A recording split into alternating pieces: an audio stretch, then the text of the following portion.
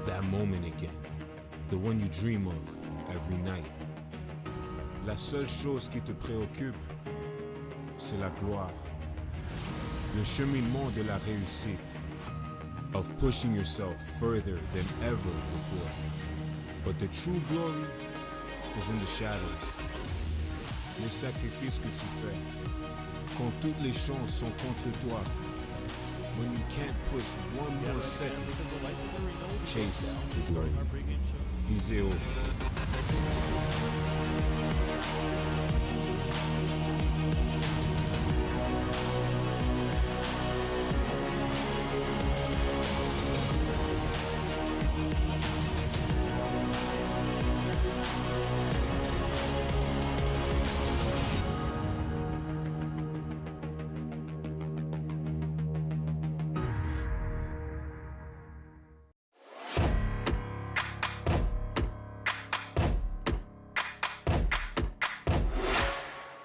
Sports on CBC, presented by les Championnats du Sport à Radio-Canada. Une présentation du gouvernement du Canada, the Government of Canada.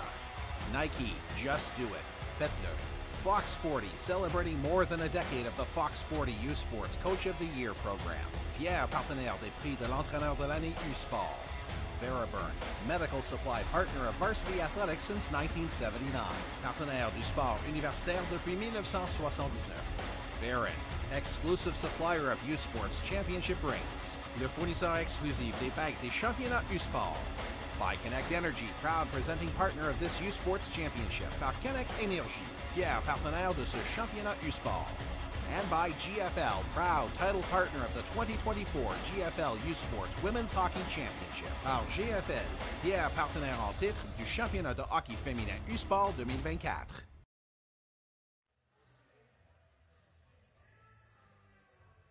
Women's Hockey Championship presented by Connect Energy on CBC. I am Daniela Ponticelli alongside Rihanna Kaminsky as we get set for the bronze medal game between the University of Montreal Carabin and the University of Waterloo Warriors. Montreal came in as the number 7 seed RSEQ finalists, defeated the second-ranked UBC Thunderbirds to get to the semis where they fell 2-1 in a shootout to the University of Toronto Varsity Blues just last night. Waterloo has never been to the Nationals before, but after winning their first ever OUA champion, they came in as the 4th seed and find themselves here playing for bronze. We'll be back with more great action. You're watching U Sports on CBC.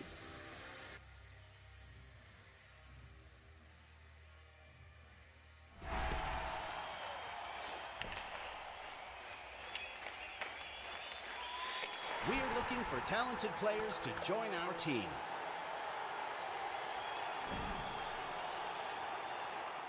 The Health Sciences Association of Saskatchewan is a union representing an all-star team of over 4,000 specialized healthcare professionals, giving it their all in over 30 professions within Saskatchewan. Our members are geared up and at the drop of a puck are ready to help you get your health back in the game. You'll find our members in hospitals, emergency services, communities, and long-term care. Your hometown team, ready to assist you in reaching your health goals.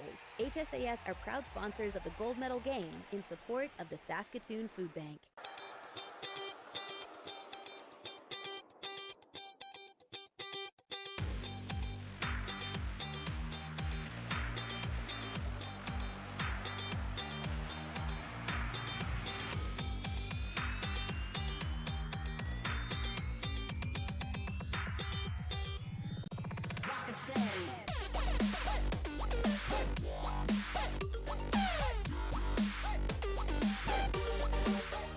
Parce que le sport, ça se regarde en direct.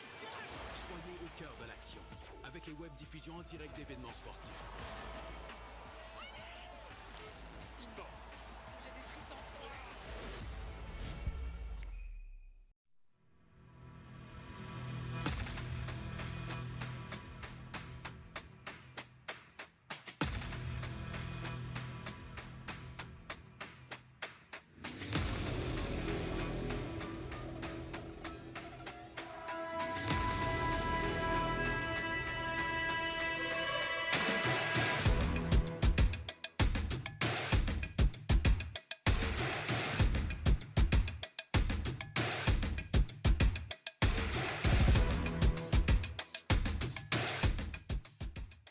Hey U Sports fans, check out shop.usports.ca for this week's promotional item from the Nike Team collection. Visitez le shop.usport.ca pour en profiter de la promotion de la semaine de la collection Nike Team. They don't do it for the likes or for the shares. They do it for the fun of it, for the thrill, for the camaraderie, for the memories. CBC Sports, just because they love it.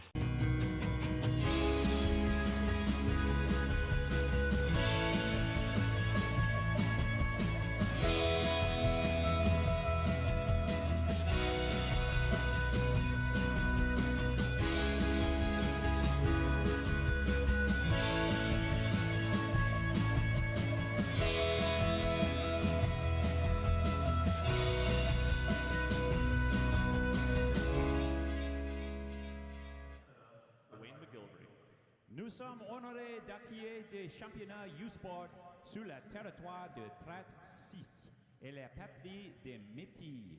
Alors que nous continuons nos efforts vers la réconciliation, il est toujours important de reconnaître nos relations avec les peuples autochtones et avec tous les membres de la communauté, où nous avons le privilège de jouer.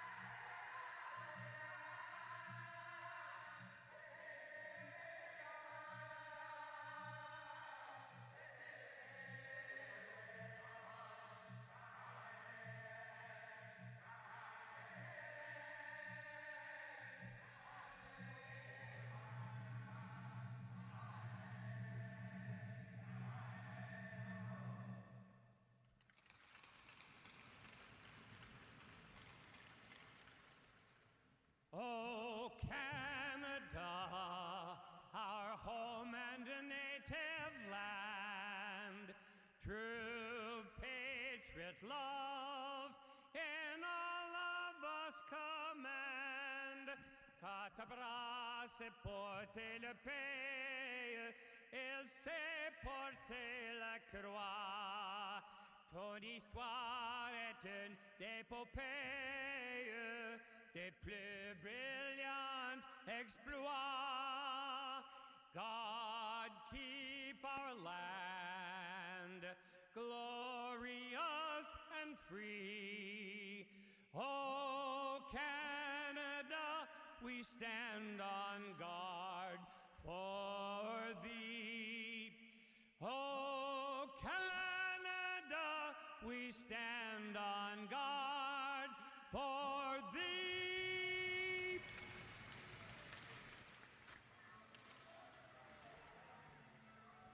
The officials for tonight's games are... Battle for Bronze begins now. Welcome inside Merlis Belsher Place in Saskatoon for the 2024 bronze medal match in the U Sports Women's Hockey Championship. I am Daniela Ponticelli alongside Rihanna Kaminsky in net for the Montreal Carabins. Playing in her final game for the Carabins, it's Aube Racine, and she has been tremendous for her team, making 23 saves in each of the games to bring them to this moment. Meanwhile, in net for the Waterloo Warriors, the OUA champs, first-timers at this tournament, it's Michaela Schnarr playing in her final game as well for U Sports. So much to be proud of. 37 saves in the semifinal, has allowed 4 goals in their 2 games to get them to this moment. Both teams ready, fired up in a game where the only one taking home a medal is the winner. Lots at stake here A chance for history to be made for Waterloo. While the Montreal Carabins want a better finish than they did last year. They were in this bronze medal final up against the UBC Thunderbirds in 2023 and fell to 4th. They'd like a better ending to their story. Marie Thériault, another graduating player. Check that. She is one of many who will be coming back, and that's a big key to this too. Every year the teams change up a little bit. Waterloo will face the same as well. First icing. And some lineup changes for the Carabins. Of course, number 12, Alice Cantin, is in for number 18, Rose Michelle Cardin, who went down with an injury yesterday, which is then going to force number 10, Lauriane Etier, to drop back from forward to defense. So we'll see her paired up with Jade Picard. And that is the versatility that's expected at the U Sports level as well. When you face some adversity like that, there's Picard right now. Garon trying to get it to Boulanger. Boulanger is a graduating player, one of 8 for the Carabins. It'll certainly change things in the program next year, but they're setting up for success with some of their young stars like Juliette Roland, who we saw yesterday score the lone goal in regulation for the Carabins. Also get in on those penalty shot attempts, or shootout attempts rather. Same but different. One comes post-game, one comes during the game. Because we were having a discussion about how rare a penalty shot is. This is what happens when you chat about things before you come onto the mic. But we'll get set now, neutral zone. Lefebvre at the dot for the Carabins. And Leah Herford for the Warriors. They're going to look to her, top scorer throughout and also putting up points in this tournament so far. She gets puck taken away by Pointe-Claire, number 44 for the Carabins, who seemingly all over the ice. Definitely, she is so fast, that Pointe-Claire. I had a chance to speak with the statisticians and scouting crew for the Carabins, Theo Lambert and Christophe Perreault, and just get a little sense of what they were seeing in these players that they brought into the team. And of course, Amélie Poiré-Lehoux, along with Leila Gagnon, their speed, but also their ability to lead. They're kind of the two silent, sure, maybe silent on the outside leaders, but the ones that outside of Jessica Boulanger are truly in that room helping lead the Carabins. Etier makes a play off the boards, and there's Poiré-Lehoux flying in, using speed, gets the shot, and a stop by Schnarr. Read that one all the way. So needed just a little bit more speed out of the Carabins to come on that back end as a second player, get that rebound. Cole had a nice feed there. Mitchell tries to get it back in the slot for the Warriors. And now another chance for the Carabins, just cutting through, getting around these Waterloo players. Not much history between these two teams. However, they did play preseason last season for what that's worth. So two very different teams at that point. Carabins got the win. Now Pelletier tries to go with the feet to Boulanger. Montreal certainly had chances here to set up though, Rihanna. They have, and just like that, they had somebody on the back door, unfortunately unable to get their stick on it to put it past Michaela Schnarr down at their end. Waterloo, Sarah Irwin now. She feeds it around as Duchesneau tries to jump on it. Does push the puck up to Pelletier. And Pritchard with a quick redirect, trying to free that. Check it. It's McCarthy, rather, for Waterloo, and it gets taken away by the Carabins. Some lively fans for both teams made the trip out here. Nice to see both colors up in the stands. Poiré-Lehoux coming in fast with the speed early on here. Of course, she does wear the A for the Carabins. Chases on Thériault. Scouting team said about Thériault that, yeah, you don't see her and then she scores. So watch out for Marie Thériault. Now right in front, Obracine. She's able to keep that close and then kick it out. Good pad down for her. Staying tall in for her team. Jessie Fennell fed that one to Joe, and now back As Kellyanne Nadeau, there is a penalty incoming, and that's Obracine heading to the bench. So it's 6-on-5 right now for the Carabins. Solid work by Lauren Bell to stop that from getting anywhere. But the first power play of the game goes to Montreal. And it's going to be a body contact.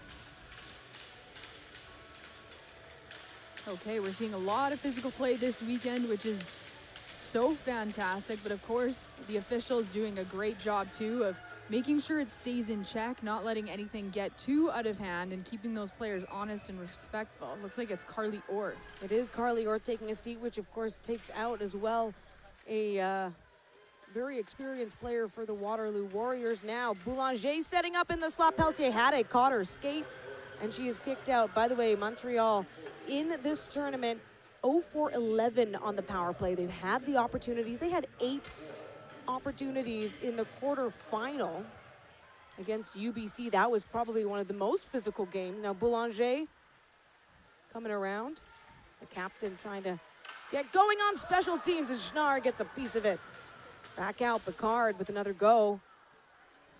Puck in the air, bouncing. Herfurt pushes it out and down. So yes, 0-for-11. And then looking at the Waterloo Warriors, they're 5-for-6 on the penalty kill, so they have allowed a power play goal against them in this tournament. That was not against Concordia. They were perfect, 3-for-3 in their semifinal loss to the Stingers, the top seed, a team that does pounce quick on the puck on the power play.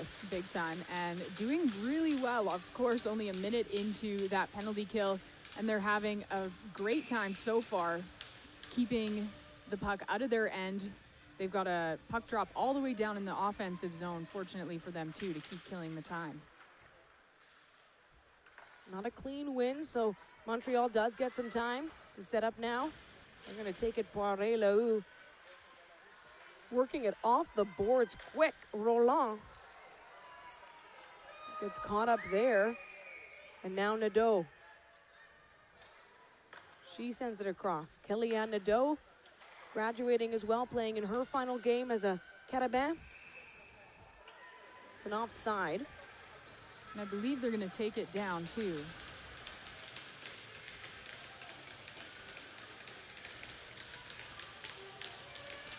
So not much going on either way. Of course, just the one penalty so far, a couple shots. Both teams still feeling each other out. Not a lot of experience playing each other besides that one exhibition game a couple years ago, but so many new fresh faces since then. Yeah, just last season, but the dynamic of teams change, and it's preseason, right? You're still feeling each other out, trying to figure out your own team, let alone the other side. But it is great to know that's what happens in U Sports, is that there are opportunities to play outside of your conference and outside of this event if you're able to work in some of those preseason games, exhibition games, and set that up. Some teams, especially if they're hosting, know that they want to do that and try to get some experience on these teams that might come through. Here's a shot from the point. It's stopped by Schnarr. Couple early tests for her so far. 4 shots for the Carabin, and she's managed to shut them down each time. We saw a little earlier this morning, first shot, first goal for the Huskies in that consolation.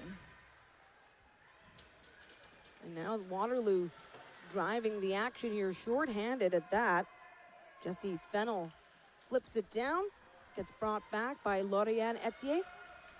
And Etier with some speed now, trying to cut through the middle. That's interrupted by Brooklyn Cole, the captain of the Waterloo Warriors, playing in her final game. She's such a fantastic, speedy, 200-foot player, that Brooklyn Cole. You can easily see why she got the nod to lead her team and wear the C. Ends up back on the stick of the Carabin, but not for long. Waterloo trying to get together here. It is even strength, and here's a chance for McCarthy. She tries to weave through. It's in front. Andrea Murray now thought that Mitchell was just going to wind up for a second. Cassidy McCarthy over to Andrea Murray. And they'll be forced back to the outside. Bestick from the point. It is blocked, or rather sent up and out. McCarthy tries to throw it back on net, and it gets taken away. Gagnon fast to it. Is asking the Carabin who they believed was their fastest skater, because it's hard to say. They're also speedy, but Layla Gagnon got the nod from the team. Definitely her, and you can see that opportunity in McCarthy as well.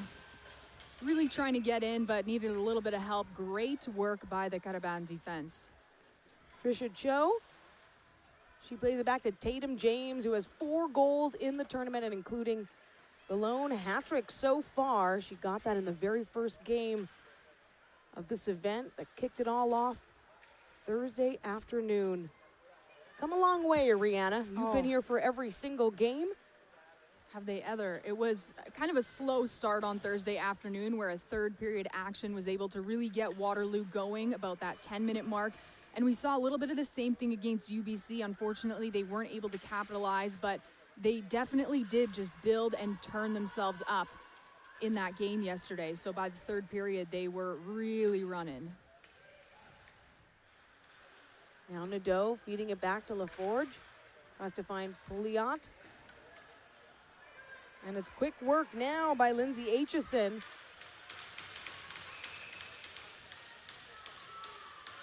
Little too quick, it is offside.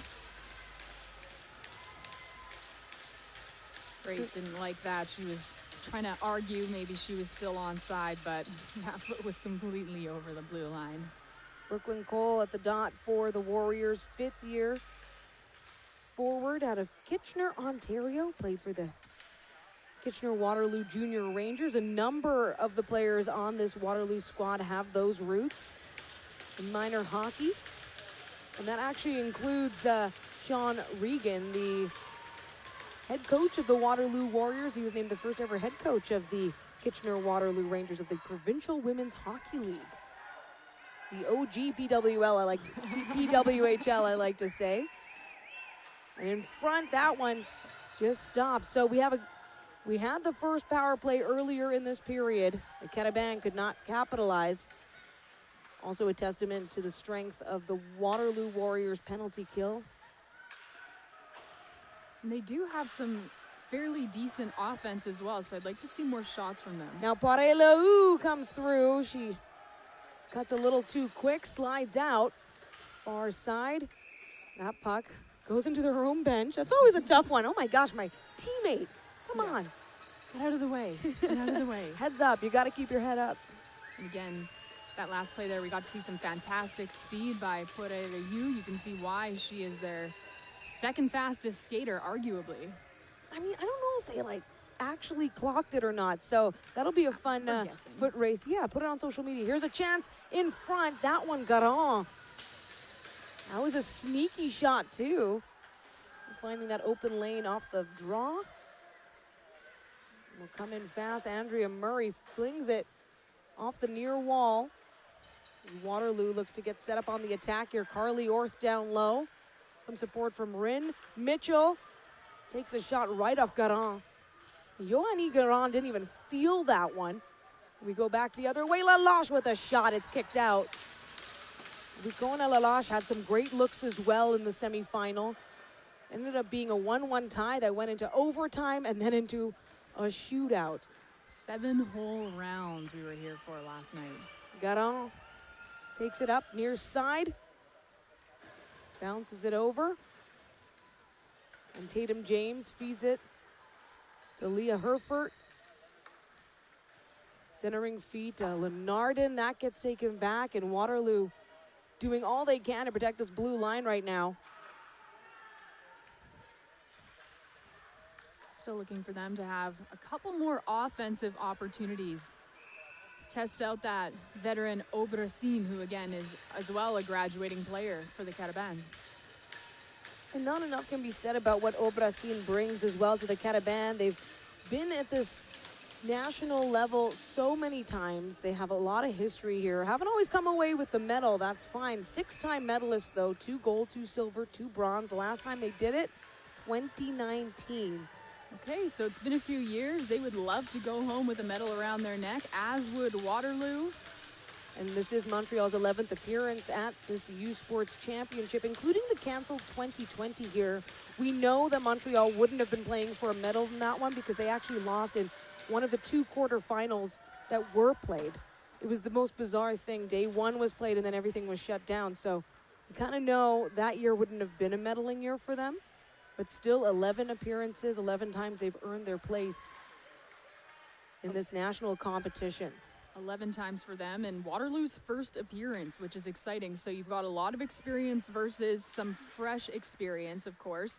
And Waterloo's going to be hosting next year. So even the fact that they're here this year, they're able to see what the tournament is like and what they'll need to do, face some of these teams they don't see very often, is great. Brooklyn Cole flying down the far side and just out of reach. Jade Picard, almost quite easy for her to extend her stick. And Pritchard looking to set up, get a shot off Cole. She scores!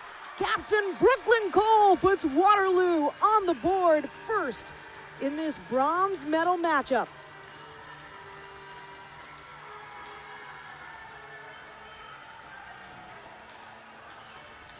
Love to hear the ABBA, and that was a beautiful play coming in from the corner. Gets that great look over to Cole, who's wide open on the edge there, able to net it away for her team and put them up 1-0.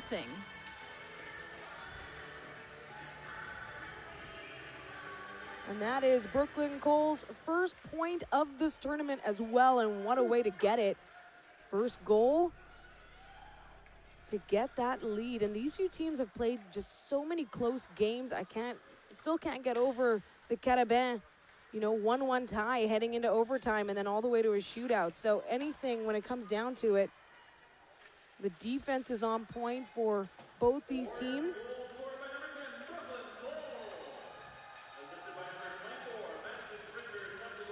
Madison Pritchard getting the assist on that one.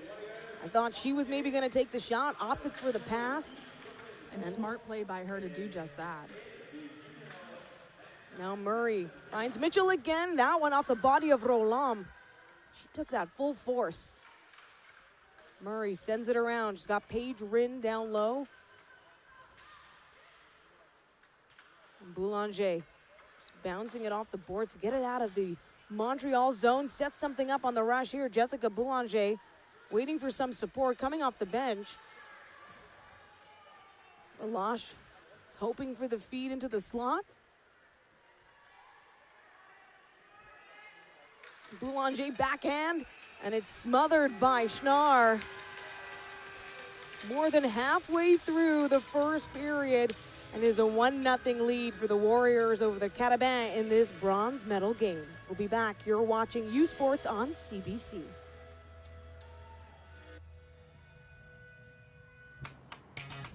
Hey, change makers. Change it up. Turn ideas into action. Passion into purpose. And questions into real solutions. Because whatever path you choose, here you'll make an impact and get ready to change the world. Make your change. Discover your story at Waterloo.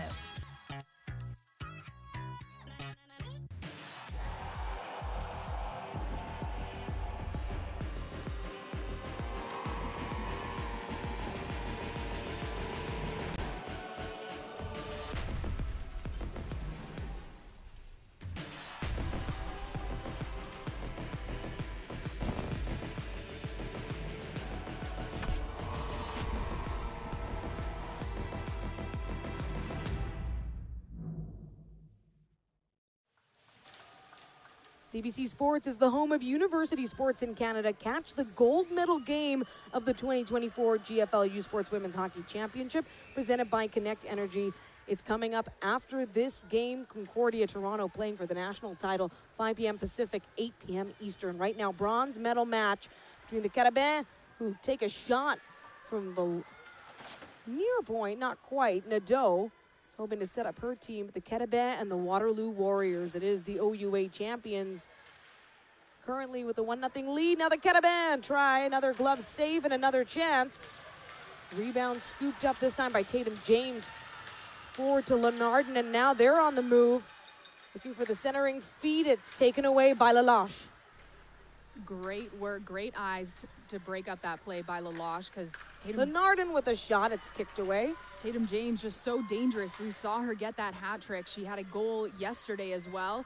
Not somebody you want taking too many shots. Fennell finds Aitchison. Looking for a pass to Brooklyn Cole, who open scoring here.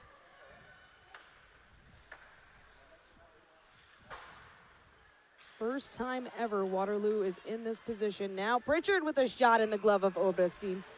It's going to be quite a wild journey when you come on the stage like this and you go, okay, well, we're the OUA champions. We were able to get our first ever conference title, and now we're taking on the best in the country, and now we find ourselves playing for a medal. It's got to be such an incredible boost. It has to be. I mean, this is what you play for all season long, is the chance at a medal.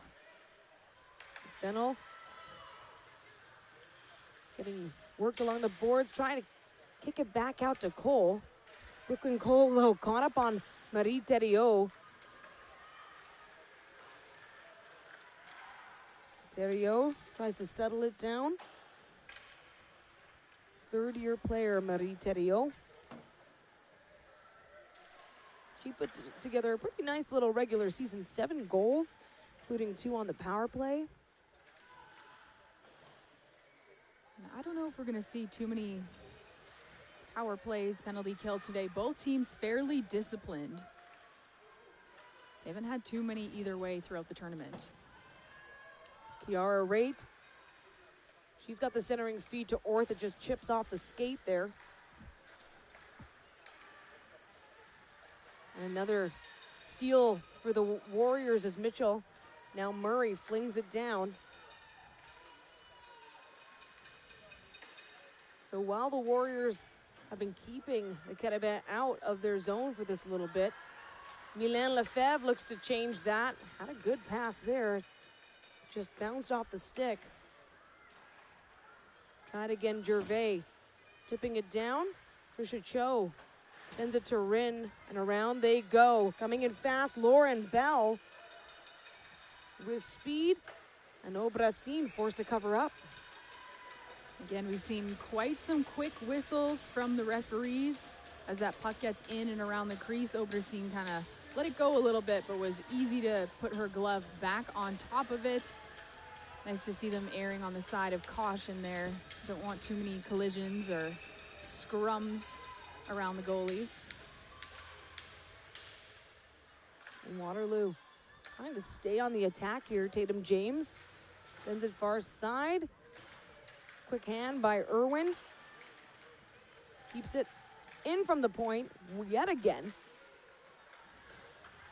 Quick battle, quick work by the Carabin to close out the space. And Etier now. Etier, who was a forward yesterday, on defense today. Trisha Cho comes through with a feed out to Tatum James, and a wind-up shot by Irwin catches the bodies in front. What a block by Pouliot. Almost looked like she made a glove save. Another one, yeah. I mean, at this point, the goaltending happening, I know that's not what you would call it, but it is so impressive how many block shots and how clutch that has been for all the teams in this tournament. So many. We're seeing upwards of almost 20 in some of these games. This goes to show the teams understand how important that is to help their netminder. Getting bodies in front of the net, in the way, breaking up those plays, not even just block shots, but using the body to break up the plays has been clutch. Madison Pritchard was on it. Now Fennell, she carries it out, takes the shot, sharp angle. Pritchard on the doorstep. That was a very polite push aside by Gervais, I gotta say. It was just kind of like, go back. You're a little too close here. Yeah. And again, just showing why these teams are so disciplined. Opportunity there for Waterloo. They're hoping to get a few more. Still trying to best Aubrechard. Check that, Obrasin. Now Pritchard. She rims it around. As Cole is getting in a bit of a dance there with Gervais. All kinds of caught up. Raitt looking for a backhand. There's the backhand shot from Pritchard this time. Looked like it caught the post. Over to the far side, flip back. And the Cataban just looking to carry this one out of their own zone. Garon doing all the work, near side to far side, and around she goes. Now pushing Brooklyn Cole off the puck. It's taken away, though, by Madison Pritchard. It's up high. Here's a shot for Rin, and that one off the glass. Garon, great speed. She puts herself all over the ice, getting herself in on those opportunities where she can. Nadeau with a feed out to Roland. Roland, a rookie for the Cataban, has been tremendous in this tournament already. And now another chance. That one just a little wide from Poirier-Lehoux. Nadeau was trying to feed it back to 44. Now LaForge from the point. It bounces. Forward battle in the near side. Poirier-Lehoux with some space and a bit of a collapse there in the slot. McCarthy. Another test. Just fling it into the far corner. Marie Thériault. Thériault gets it back right away. Looks for that pass back to Roland. Bestick tried to clear the puck. Now another shot. Bigger stop by Michaela Schnarr. Great opportunity there for the Cataban. Unfortunately, Schnarr equal to the task to shut it down for them. They're going to have to just keep trying, keep working. It really started with all that puck movement. So quick and solid passes. Crisp, very crisp. We were looking for that, I believe, 2 days ago between Montreal and Toronto. It was just one of those nights, right, where you come out and things aren't quite clicking, and good for them. It didn't feel it that way for the other team either. Yeah. Now Trisha Cho with the feed, and Tatum was there. That was some quick work. Of course, we talked about Tatum James' hat trick. She's a third year, so she's even got more to give and will be back next year. So this has just been such a great experience for her. As again, Waterloo will be hosting U Sport Nationals next year. Cho from the point. Yeah, that's the only team that's guaranteed a spot in the tournament before even playing a game of the season. It can go either way for the Cataban. They hosted last year, and we're so proud of the fact, and rightly so, that they earned their place. They were the RSEQ finalists, so they would have been there no matter what. There's no need to do that. It's just a great way to feel, obviously, great about the work that you've done and that you're on there on your own accord. Exactly. It's nice to have that backdoor entry. There's a chance. It's kicked aside. But going in the front door always feels that much better when it comes to national championships.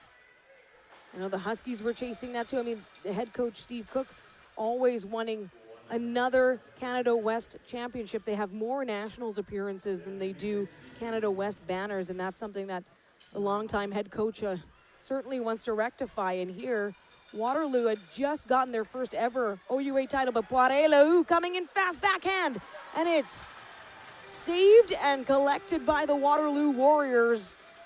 Puck retrieval on point to get it out back into the Cataban zone. Brooklyn Cole flings it back. We're in the final seconds here of the first period. And while the Cataban have the advantage on shots, it is the Warriors with the 1-0 lead. Mitchell from the point. It's up high in the glove of Obrasin. With just 10.5 seconds left here in the first period already. I feel like this one has just flown by. But that Poirier-Lehoux opportunity was a juicy one for the Cataban to tie things up just before the first period. Some solid defense to get this puck out of the zone to end it at that. And it is the newcomers to the national stage, the Waterloo Warriors, heading into the locker room with a 1-0 lead through the first 20 minutes of this bronze medal matchup.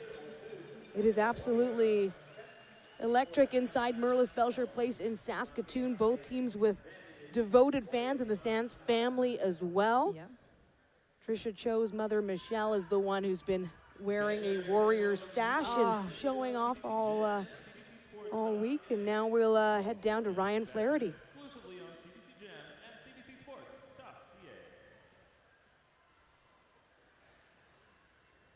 It is the other half. What do you have to do here over the last two periods to preserve this lead and hopefully extend it in your favor? Yeah, I think early on we're a little bit nervous and tentative. We just got to get some pucks deep, and we're losing some battles in the neutral zone where we shouldn't, and we just got to refocus and get some pucks deep and work our forecheck a little bit more. First trip for your team to this event, and you have a chance to play for a medal. So what was your message to your team here before coming onto the ice today? Our message has always been have some fun out here. This group plays way better when they're loose and having fun. So that's our message. I mean, we came here to win. We lost a tough one yesterday, but we're here for the bronze. So I feel like we're in a good spot. All right, thanks a lot, Sean. Good luck and have fun the rest of the way. Thanks. Thank you. We will. Thanks. That's our Ryan Flaherty speaking with Waterloo Warriors head coach Sean Regan. This is his 12th season with the team. The first intermission is up next. You're watching U Sports on CBC. Chase the glory.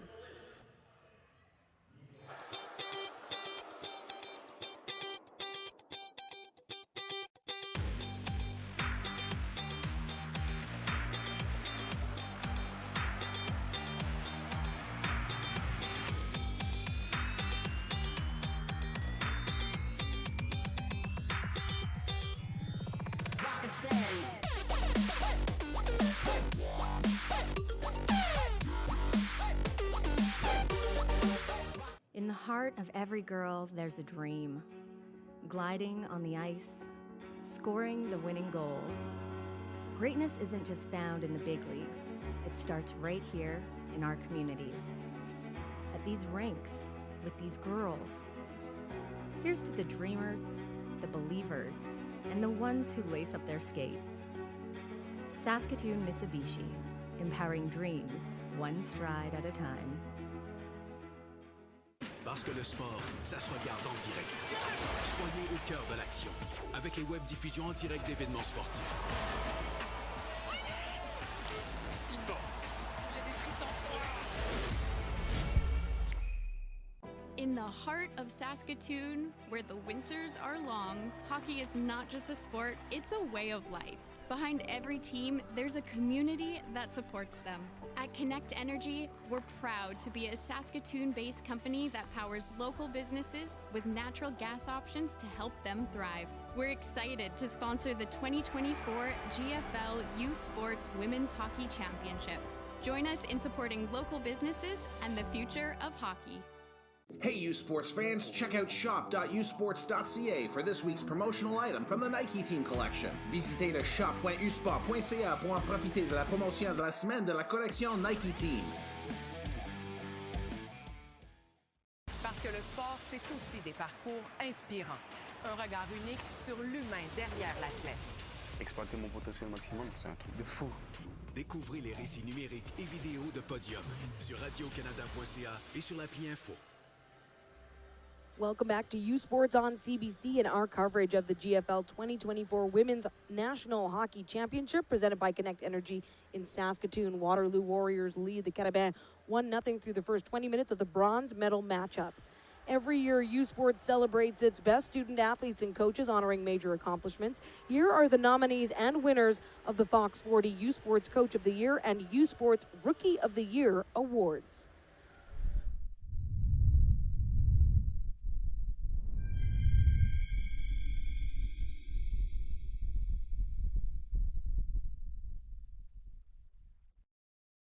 The nominees for U Sports Women's Hockey Rookie of the Year are en nomination pour le prix de la recrue de l'année en hockey féminin U-Sport 2024 des sports universitaires de l'Atlantique from the AUS, Ireland McCloskey, St. Francis Xavier University, Université St. Francis Xavier, du Réseau du Sport étudiant du Québec from the RCQ, Gabrielle Santerre, Université Bishop's University, du Sport universitaire de l'Ontario from the OUA, Abby Lunny, Nipissing University, Université de Nipissing, et de l'Association Ouest Canadienne, from Canada West, Jalen Morris, University of British Columbia, Université de la Colombie-Britannique.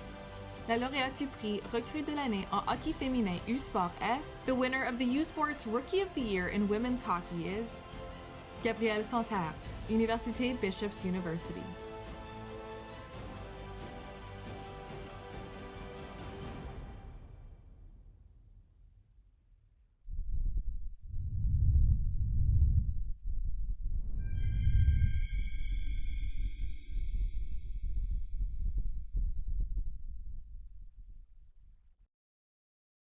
Here are the nominees for the 2024 Fox Sporty U Sports Women's Hockey Coach of the Year Award. Voici les candidats pour le prix de l'entraîneur de l'année Fox Sporty U Sport. Des sports universitaires de l'Atlantique, from the AUS, Chris Larade, Université St. Mary's University. Du réseau du sport étudiant du Québec, from the RSEQ, Julie Chu, Université Concordia University. Du sport universitaire de l'Ontario, from the OUA, Katie Mora, Université de Guelph, University of Guelph. Et de l'Association Ouest Canadienne, from Canada West, Scott Rivet, Université Mount Royal University. Le ou la lauréate du prix Fox Sporty en tant qu'entraîneur de l'année est, the winner of the Fox Sporty Coach of the Year Award is Julie Chu, Université Concordia University.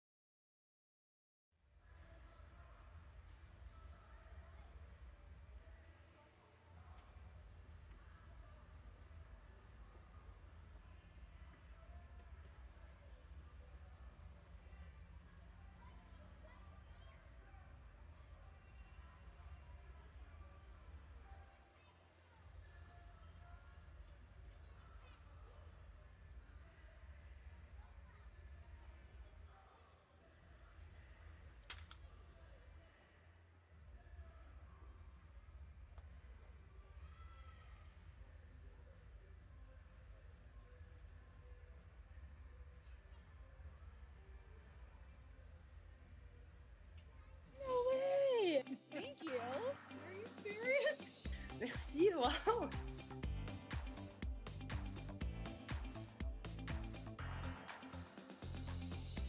I can't believe I won. It's crazy. Oh, that's great to hear. I just love the game and I'm just so thankful.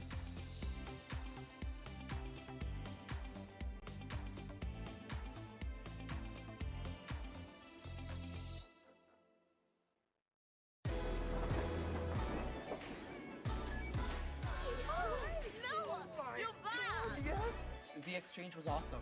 Yeah.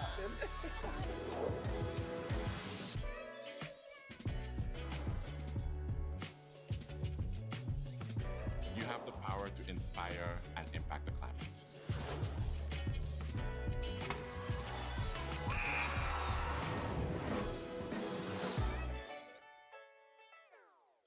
Feel every hit, point, and celebration as if you're standing right on the sideline. Our passionate team unlocks a world of possibilities with digital broadcasting made simple, bringing heart-pounding action directly to millions of fans. Proudly Canadian, ISI Live, be there. Hey U Sports fans, check out shop.usports.ca for this week's promotional item from the Nike Team Collection. Visitez le shop.usport.ca pour en profiter de la promotion de la semaine de la collection Nike Team.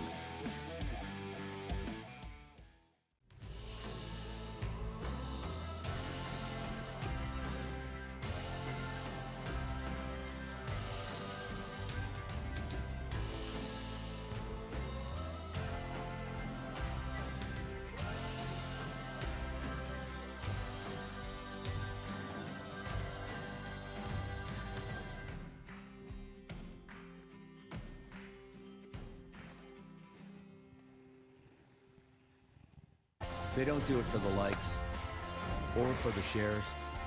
They do it for the fun of it, for the thrill, for the camaraderie, for the memories.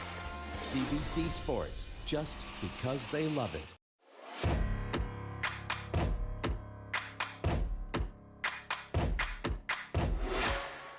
U Sports on CBC, presented by les championnats U Sport à Radio-Canada. Une présentation du gouvernement du Canada, the Government of Canada.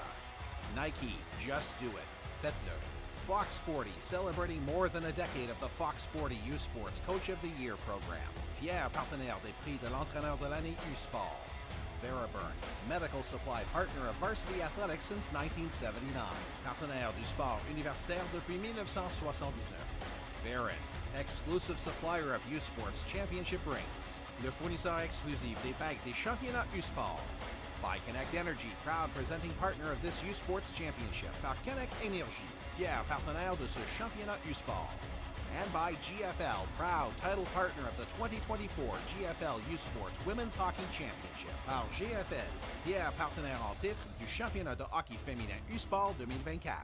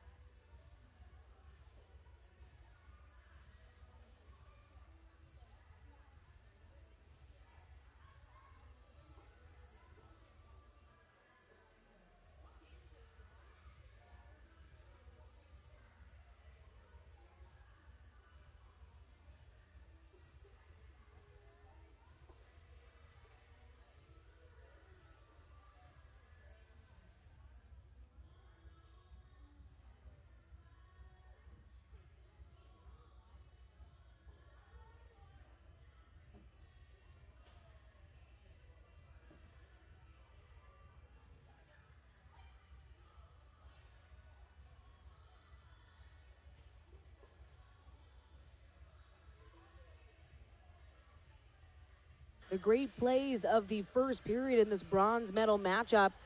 The lone goal so far scored by Waterloo's Brooklyn Cole. That happened just before the halfway mark at 10:41 left in the game, and assisted by Madison Pritchard and Jessica Fennell.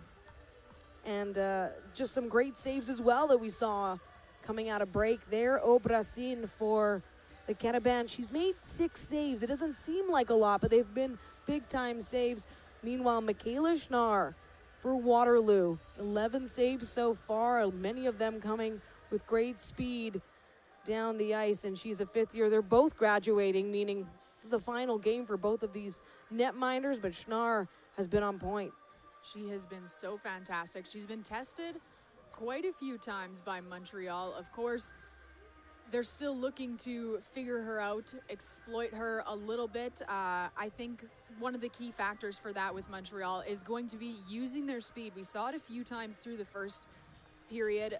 Most notably the last time was, and forgive me, Francophone speakers as I say this, but Poré Lehieu, as she could exploit and get down the ice with all of her speed, but she needs that second player coming in. She's able to get that initial shot. If she could get the shot off, someone could get the rebound in, or she could pass it over, but she has the speed. She has no one with her. On the flip side, we saw a really nice little tic-tac-toe play coming from Jessie Fennell to Madison Pritchard, then Brooklyn Cole in front of the net, and she manages to find the back of it. And I think they have the ability to do that a couple more times. We saw it get set up, but again, it was a great, fantastic play. Something you can tell that they practice quite a lot in their practices. So much speed, of course, from the Cataban, but I gotta ask, do you feel that the control is there right now? Not overly, and again, we're seeing that as we talk about it. There's a little bit of fumbling on the puck as they get kind of close in and around the net, which then Waterloo able to knock them off or just, you know, get an easy shot off, which then we have Schnarr able to save. You saw the beautiful highlight reel of her and all the saves that she's had thus far, but they still need to figure her out in these next 40 minutes of hockey. And that'll be 40 minutes too. A bronze medal for whoever comes through. Yes. One game so far in the tournament has gone to overtime, and that was actually the Montreal Cataban, their semi-final that sent them into the bronze medal game and not over to play for gold later tonight. They lost 2-1 in a shootout. They played tremendously, though, very defensive-minded. 2-1, of course, low-scoring affair. Right now, this is setting up for that, but we've seen it with the Waterloo Warriors where they start out a bit slower on offense and then just kick it into another gear. It was against the St. FX X-Women, the OUS finalists, but it just goes to show the difference and kind of the level that you have to get to. And it's going to be interesting to see how these two teams adjust after the first period. Is Waterloo going to be able to just continue building on what they're doing right now? Of course, they are up 1-0 on the board. Can they continue to do that through the second and then have an explosive third like they did against St. FX? And what is Montreal going to be able to do? Are they going to be able to hang on? Of course, they're not going to want to go to a shootout. Nobody was able to solve the goaltender last night against Toronto, so not really a place they're looking to be again. What are they going to be able to do? Another note for the Waterloo Warriors, they were heavily outshot yesterday in their semifinal loss. It was 3-1, so goaltending was key because they were outshot by Concordia 40-20. The Stingers absolutely dominating control and possession of that game. They did manage to score, though, a Tatum James goal that came on the power play. And they've been very effective on special teams as well. So we talked, Rihanna and I talked about how a few penalties have been called so far, but still just one period. So things could change, but you'll have to look for special teams as well to see if that can get clicking. For either side, as they get set to take the ice, Waterloo Warriors coming out in their bright uniforms, while the Montreal Carabin, they are almost fixtures at this event when it comes to how many times they've been here. This is their 11th appearance. Last won bronze in 2019. They played in the bronze medal game last year and finished 4th. They don't want to repeat that. They want to redeem themselves. Always great to just improve upon where you were and to get a chance to do it the very next year with so many of these returning players. That's got to feel great as well. It's got to feel great, especially for all of their graduating players for the Montreal Carabin. Justine Pauche, Joanie Garan, we've got Augracine, Mylene Lefebvre, Kellyanne Nadeau, Jessica Boulanger, Raphael Pouliot, and Camille Dumont. So many of them want one more shot at redemption in bronze. Now we get set for puck drop on the second period. Andrea Murray gets her stick on it for Waterloo first. Poirier-Lahou just circling around and manages to get it on the feed from Nadeau. They're going to move quick with a pass in front, and it's fanned. Roland had such a great look in the slot there. And now that's a way to jump on it fresh out of the locker room, trying to get the equalizer, but Waterloo finds itself down now in the Carabin end. And just kind of what I was talking about there, having that second player right by the net, but unfortunate on the fan. Now Poirier-Lahou will do it herself in front, backhand, it's wide. What a chance. She's truly looking to do it on her own. She was trying to do it with her team the time before that. Now a chance in front. Augracine all dialed in for Lindsay Aitchison. Very opportunistic chances on both ends. Fantastic coming down all the way. Look at her speed and just inches from that far side on her backhand. Again, you saw that quick shot by Waterloo. Amélie Poirier-Lahou, a third-year player for the Carabin, showing off her great skill. Lenardin over to Fennell, finds Aitchison over far side, and now being worked by Leah Herford. She's getting pressed by Gervais. Lenardin. That pass intercepted, and Boulanger with the centering feed to Joanie Garan. Pushed to the outside by Lenardin. Picked off the wall. Aitchison over to James now. Tatum James looks for the feed. No, she'll do it herself. Nifty work to dump it in, go for the change. Montreal just comes back along the other way. I think we're just going to keep seeing a lot of this back and forth style of play. Both teams really leaning into their speed here. Yes. The Waterloo fan section. Just above the bench of the team and their head coach, Sean Regan. We'll hear from Montreal Carabin head coach Isabelle Leclerc with our Ryan Flaherty heading out of this period. The Carabin now just trying to set up, find some ways to get it back in the zone here. Mylène Lefebvre just caught offside. Again, we're looking just to find a little bit more connection between the passes on both sides, kind of losing it, getting jumbled through the neutral zone. Need to spend a little bit more time in their offensive ends and settle it down a little. Lauren Bell at the dot, neutral zone, along with captain Jessica Boulanger. Ends up in the Waterloo near wall. Pelletier trying to push off. Justine Pelletier, told she's got great energy and fantastic maturity for the Carabin. But here's a chance for Waterloo as they try to get it down to the doorstep. Lauren Bell was right there. Far side, digging it out now. McCarthy, she's gonna come through. Can't get the shot off.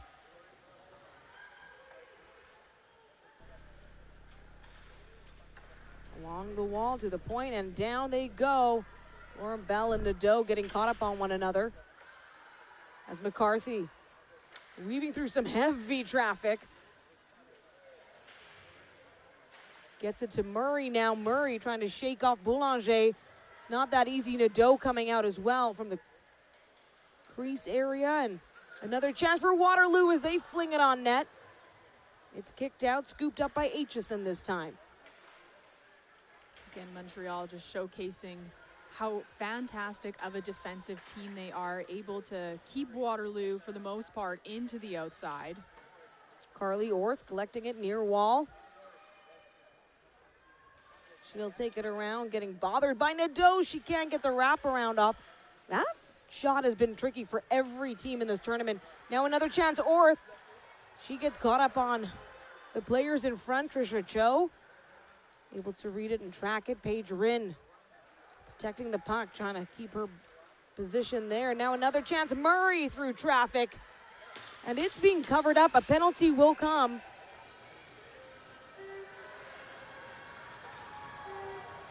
As the crowd reacting to this, it's going to give the Waterloo Warriors their first power play of the game. And that is going to be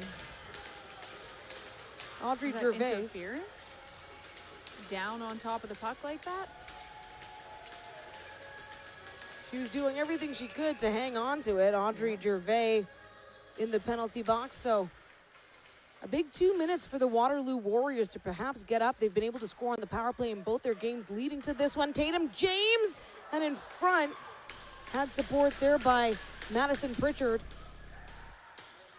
Fennell back to James, and another shot there in front. It's loose, and it's sent back around.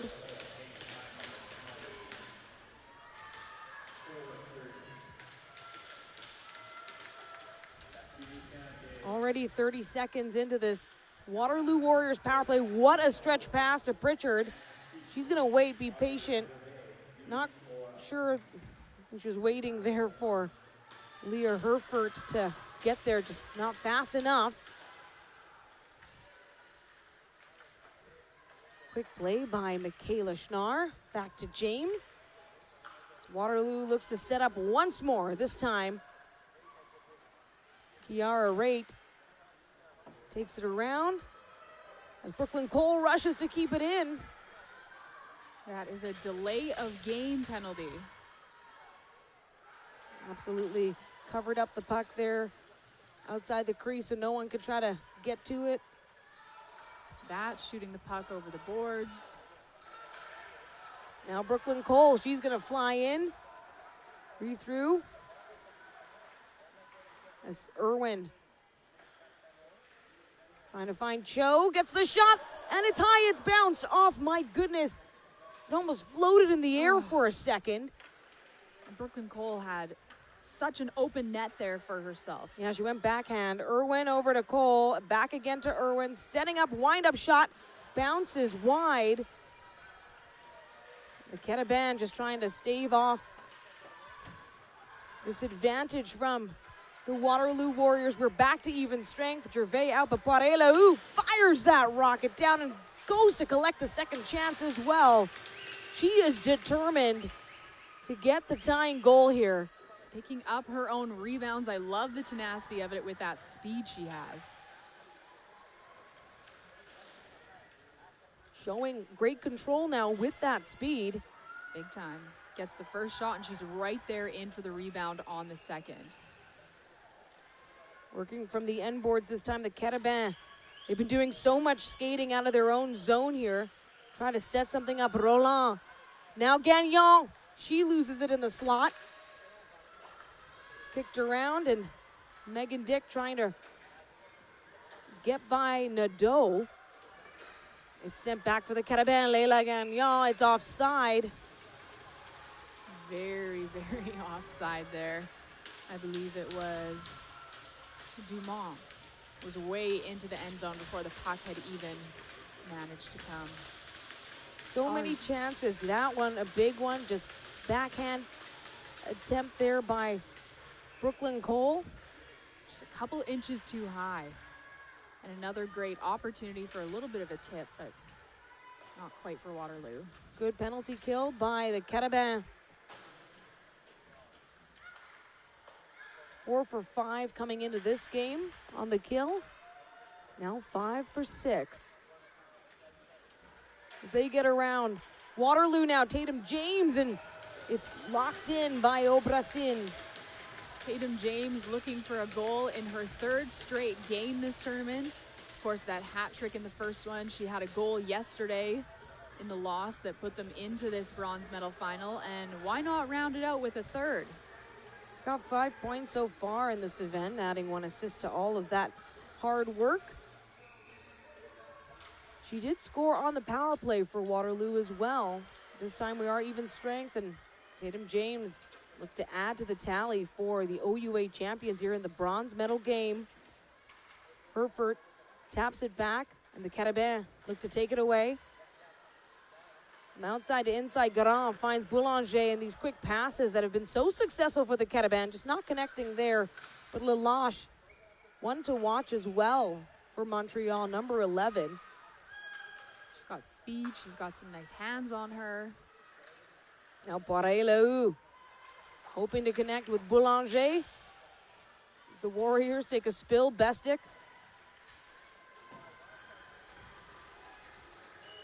And some speed there as Waterloo presses in the offensive zone.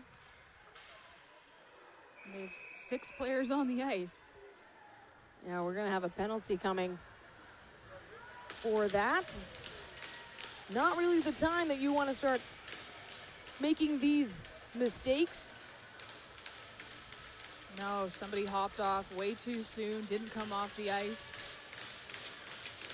And they're just going to try to decide who's going to be serving it for them. Looks like a little bit of an argument. No, you take it. You take it. You do it. Come on. We'll just do rock, paper, scissors for it. No, that's not how it works in hockey. They're having that discussion. Do want to take this moment because above this heated bench right now for the Warriors is a great fan section, and that includes Michelle Cho, Trisha's mother. There she is, waving her scarf. She's got the sash. She told me that that skirt was her mom's from the 60s, so a little bit of generational support. She spray painted her hat, found some stuff around the house. She made that to come support her daughter here in Saskatchewan, and she has been such a fixture in the stands. Hard to miss, Michelle Cho.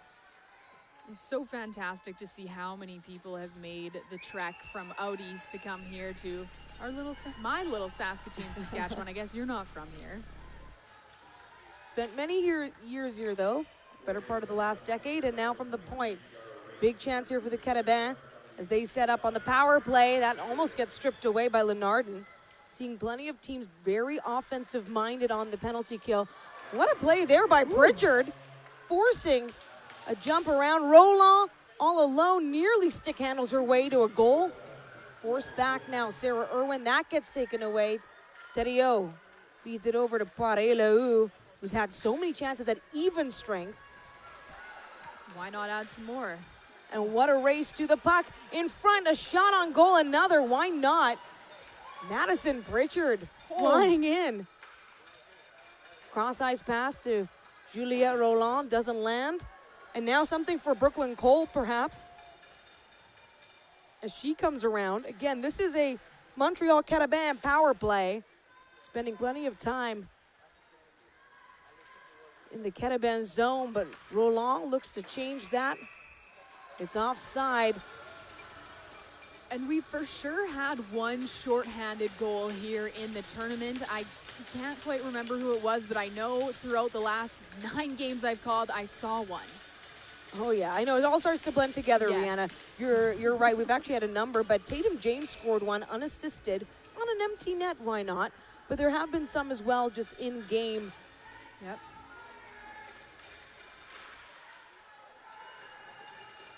It's one of those moments where, you know, it's just an extra boost of confidence when you're able to score shorthanded, let alone just make that penalty kill. Right now, Waterloo would love to add to their tally. Herford coming in, takes the shot. It's off the body in front, though. These block shots are definitely racking up. They are. We've got 11 for Montreal already. Waterloo has none, but 11 already for Montreal. You add that to Waterloo's 14 shots, that's already 25 opportunities they've had. Yeah, just to at least get the puck in the zone and in play. Now Lelache for the Carabin. Tries to feed it in front. And Aitchison collapses down. There's a Carabin on the ice. Justine Pelletier. But a beautiful opportunity by them in close, getting a couple whacks at that puck. See the speed there as well of Madison Pritchard to just try to close the gap. Oh, and just like she did on that shorthanded opportunity where she had 2 shots on net. Final 9 seconds here in this Carabin power play. Pouliot pushes it down. We're now back to even strength as Rate joins in the Warriors zone, though. Sarah Irwin trying to clear it out. Now Pritchard and Cole.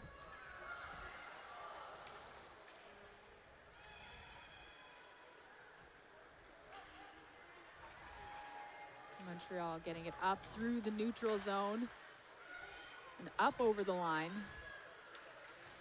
Not able to produce with it. Going all the way back down the other way for icing off a missed pass from Cole.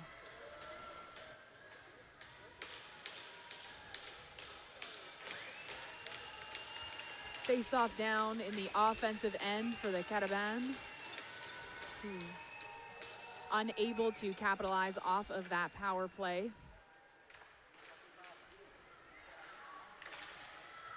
Warriors taking it from their end. As Carly Orth tries to find a lane. And teams have certainly found a way to close out opportunities for Carly Orth, who is a big-time leader for the Waterloo Warriors. 3rd year, 5'10". Scored the overtime, or made the overtime game-winning assist, rather, to win the McCaw Cup. 7 goals in the regular season. There's a shot by Poirelou. She's at least had 4 or 5 on her own so far. Good quality chances. And she'll find the puck again. Here's a chance. Feeds it to Roland in front. Can't get the shot off. It's just wide. So close there in the slot. Caught up with Andrea Murray there from the point. That one even out of reach there for Schnarr. Watches it go wide. And a penalty on the way now.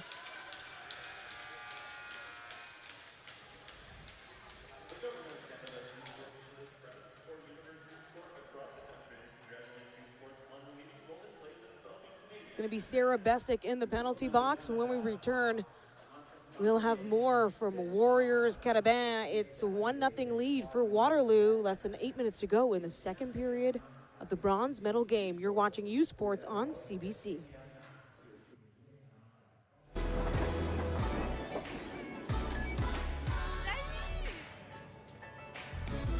L'échange était incroyable.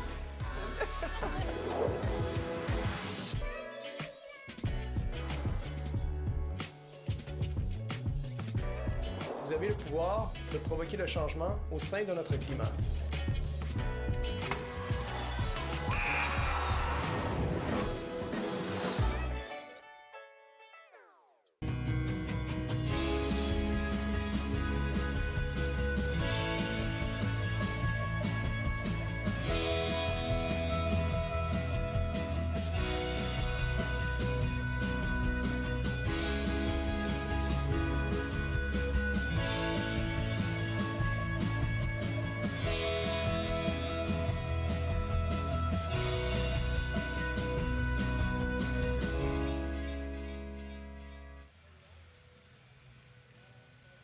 Welcome back inside Merlis Belsher Place. Right now, the Montreal Carabins heading to another power play in this period. They've yet to score, but a body contact call is what drew this second power play of the game.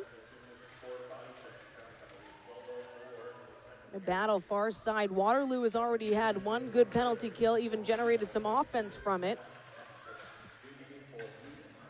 And that pass now, Leah Herford. She was trying to move around. The Carabins, they just had a chance here on the power play. Lalache carries it all the way back below the goal line. Boulanger now with a chance to Garon. Gets caught in her skate. Tatum James jumps on it. Tatum James has some support, but forced all the way to the outside. Can't get the cross-ice feed there. Or centering feed, rather, to Herford. And now another chance for Jade Picard to set up. She's got Garon with her. Near side. Pressure from Aitchison. As the puck is loose, Waterloo. They have the 1-0 lead, secured 10:41 in the first period.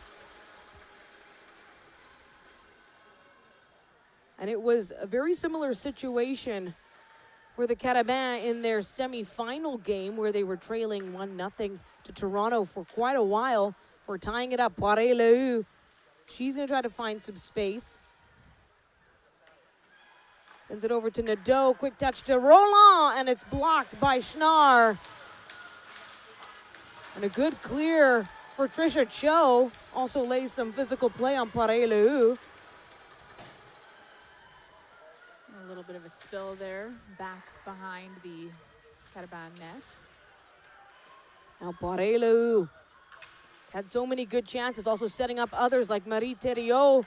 There Nadeau, that pass just wide. Carabin trying to collect themselves. Roland will go at it again, stripped away by Cho. And Waterloo has just been so solid with taking the puck off the sticks. Sarah Bestick. Especially through the slot, so dangerous on the power play the Carabins have been with managing to get the puck into that area, but like you said, Waterloo just able to strip it off. Now another chance to set up. Roland was in front. Schnarr pushes it out. And Lauren Bell looks to clear it. Another good penalty kill for the Waterloo Warriors, but here's a chance. Doesn't matter, even strength. Carabin know how to score. They've been able to outwork other teams in order to get here. Force that pressure. Gagnon getting caught up on Aitchison down low. Now back into the Carabin zone. Jessie Fennell off the wall, flings it down. Picked herself up an assist earlier today off that goal for Waterloo. Waterloo nearly able to jump on it. Cassidy McCarthy. Gonna go for that extra jab. Just make sure that Oberstein is hanging on. Shots on goal now, just trickling to more even numbers, but just there's a moment, right? Play until you hear the whistle. The Carabin with a slight edge on the Waterloo Warriors, 15-14 shots on goal. Carabins too, 12 blocked shots to none for the Warriors. None for the Warriors. That really tells the story. The Warriors have been able to keep them out of that slot position and then counted on Michaela Schnarr to do the work like they do right now, and nearly bounces in, trickles past the toe. Not quite this time. But they're setting up Lots of opportunities now. Rate drives through. Gets fancy with her footwork. Puck is loose in the Carabin. Look to carry it over the other way this time. LaForge finds Pelletier. Sarah Bestick, though, with a sneaky drop pass. Now a chance for Nadeau in the glove of Michaela Schnarr. And she just makes it look so textbook. She's got herself 16 saves already, Schnarr does. And a quick shot, an even quicker save. Kellyanne Nadeau, though, reading the moment perfectly, taking that fantastic shot, 5th year. Told she's such a big part of the team's leadership. Known, though, as a more silent leader. This is her final game as well for the Montreal Carabin, final U Sports game, I should say, as a player. Now Sarah Irwin trying to flip it down, gets the clear, chases on. Icing waved off and play carries on. The Carabin brings it around. Now Thériault looks for the feed, and there in front, it's just wide. Audrey Gervais set up perfectly, now getting tripped up on her own teammate. And Carabin looking to get the jump here. Roland off the glass this time. Feels like Montreal is getting some momentum here. They're pouring on some pressure. Here's another chance with a feed, and Gagnon in front. It's kept out of the crease yet again. Waterloo now jumping to some offense perhaps. Carly Orth coming in. She'll take it wide, wait for support. She's got Aitchison at the near point. She sends it back, has Rynn with her. Rynn tries to stick handle through Carly Orth. Now a chance for Murray in front. One of their best looks of the second period. Nice little tic-tac-toe, but unable to finish. Now Gagnon. That's just a bounce off Aitchison there. Waterloo quick to clear it. Garon just sends it right back. Jessie Fennell over to Lindsay Aitchison, and up again we go as Carly Orth just sends it out. They go for a change.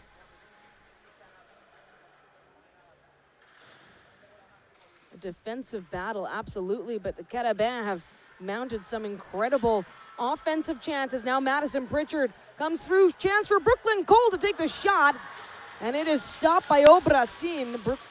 Brooklyn Cole getting the very first goal of the game and denied there by Aubracine. Cole again finds the puck, takes the shot. Rebound nearly cleared out, and Racine opting to cover that one up this time. Good call, and a couple chances there, exactly the way that we saw that first goal for Waterloo. You have Pritchard passing it over to Cole, who manages to get a little bit of a shot off. That first one, she did manage to find the back of the net earlier. And I think they're just going to keep trying that one all game long because it did work. Aubracine with 14 saves so far in the game. Puck behind the net. Digging out for it, Gervais. And Thériault trying to work it off the boards. Sarah Irwin has it once more. Tatum James clears it. Danger James, goal scorer in a couple of the games there. Looking for, again, the third goal game, I guess. Now the Carabin. They like to set up, and Poirelou will take the space in order to put on the speed. She's going to go near side this time. Accidental hit on Cho with the stick, and now back to it. Carabin getting in close, Justine Pelletier. Just kind of walked right through the crease. Didn't really see where that puck was tracking, but fortunately Schnarr able to watch as it just kind of floated through the air and right down on the ice. We have 37 seconds left here in the second period, a 1-0 lead That happened just after the halfway mark of the first period. But this is the same way that the Waterloo game went on Thursday night. Yeah, and how things went for the Carabin last night. Yep. So both these two teams have played in these really tight games. The Carabin did trail through regulation until the third period. And they're able to tie things up, forcing that game into much, much more extra time. Lauriane Etier tries to feed it up. Pouliot quick to it. The Carabin are fast on regrouping here. So quick they are. There is the buzzer. So plenty of chances in the second period for the Montreal Carabin to get on the board in this bronze medal game. We're going to hear from head coach Isabelle Leclerc in a moment with our own Ryan Flaherty. But Rihanna, this has been a back and forth, but great goaltending as well. Such fantastic goaltending and great efforts by the offense as they try to share the puck and get some good opportunities on net. And standing by now, our very own Ryan Flaherty with Isabelle Leclerc. All right, I'm here with Montreal head coach, entraîneuse-chef Isabelle Leclerc. Down one here heading to the third period. What do you need to see from your team to generate the important tying goal here in the third? I think we need to keep on pushing and empty the tank, basically. I think we have our chances, and we need to be better at catching those rebounds, but I think we've had great chances so far. Your team obviously has experience playing in this game last year. Obviously, that was at home. This is on the road. But do you think that experience will be a factor, will help you coming through here in this third period? Yes, because we know we can come back in the third period. We did it yesterday. We pushed this game to OT, and this is what we plan to do, to try to get that goal as early as we can in the third period and then push this game as far as we can. All right, thank you so much for this. Bonne chance en troisième période. Merci beaucoup. Our very own Ryan Flaherty with Isabelle Leclerc, 18 seasons with the Montreal Carabin. Right now, her team trailing 1-0 through 40 minutes. In the bronze medal game, they have been here before. They'd like to go home with a medal. We'll be back with more. You're watching U Sports on CBC. It's that moment again, the one you dream of every night. La seule chose qui te préoccupe, c'est la gloire. Le cheminement de la réussite, of pushing yourself further than ever before. But the true glory is in the shadows. Les sacrifices que tu fais, quand toutes les chances sont contre toi. When you can't push one more second, chase the glory. Visez haut.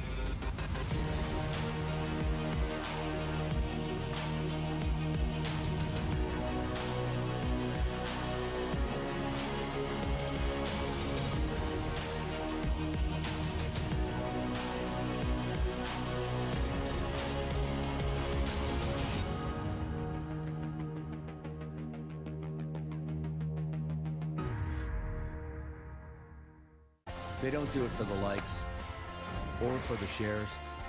They do it for the fun of it, for the thrill, for the camaraderie, for the memories. CBC Sports, just because they love it.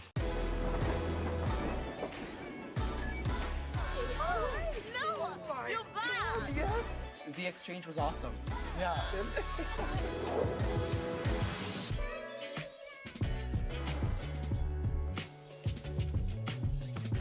You have the power to inspire and impact the climate.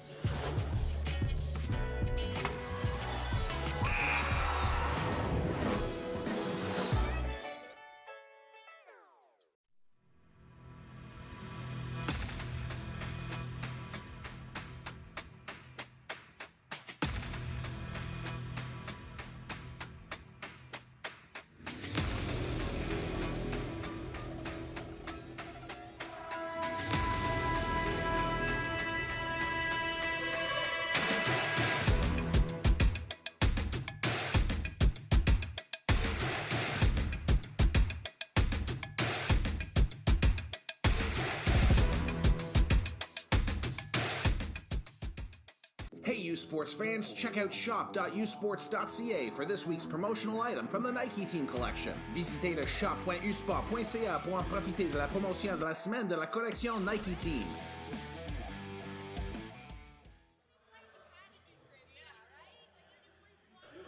Welcome back inside Merlis Belsher Place in Saskatoon, Saskatchewan. For the bronze medal game, it's the second intermission. Waterloo Warriors maintaining a 1-0 lead over the Montreal Carabins, in which they had that lead in the first period. Every year, U Sports presents a series of major honors to the top student athletes in each sport. Here are the 2024 U Sports Hockey Community Service Award nominees and winners of the 2024 U Sports Player of the Year Awards.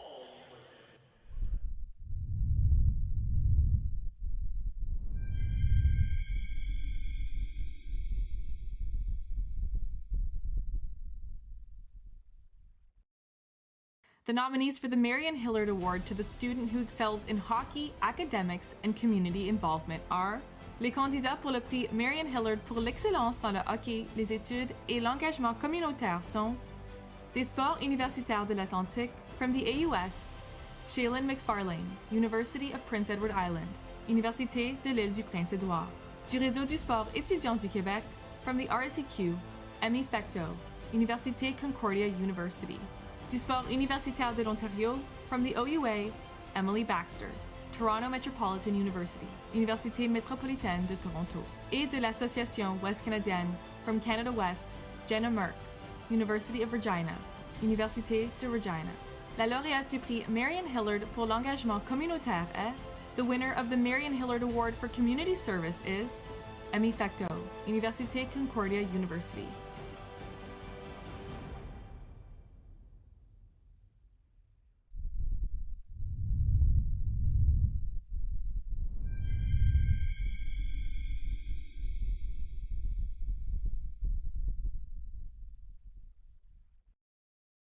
The nominees for the Broderick Trophy as the U Sports Outstanding Women's Hockey Player of the Year are en nomination pour le trophée Broderick comme athlète de l'année U Sport en hockey féminin, des sports universitaires de l'Atlantique from the AUS, Lillian George, University of New Brunswick, Université de la Nouveau-Brunswick, du réseau du sport étudiant du Québec from the RSEQ, Gabrielle Santerre, Université Bishop's University, du sport universitaire de l'Ontario from the OUA, Katie Chomiak, Nipissing University, Université de Nipissing. Et de l'Association Ouest Canadienne from Canada West, Cameron Drever, University of Saskatchewan, Université de la Saskatchewan.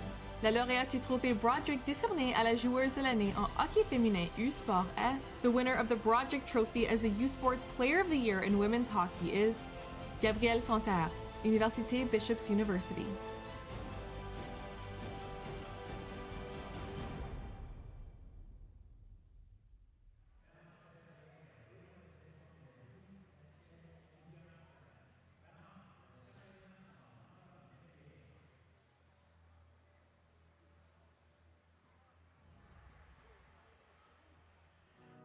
FNPA and Indigenous communities are working together to develop a cleaner energy workforce, which is crucial to achieving a net zero energy future by 2050. Meaningful Indigenous engagement and consultation are essential for this goal to be realized. The vision is to pursue energy sovereignty by expanding wind, solar, energy storage, and new nuclear technologies across Canada. Collaboration and collective efforts are necessary to decarbonize our economy, particularly in regions such as Alberta and Saskatchewan. Become a valued general or industry member and join us in this important work today. FNPA, the pathway to powerful opportunities.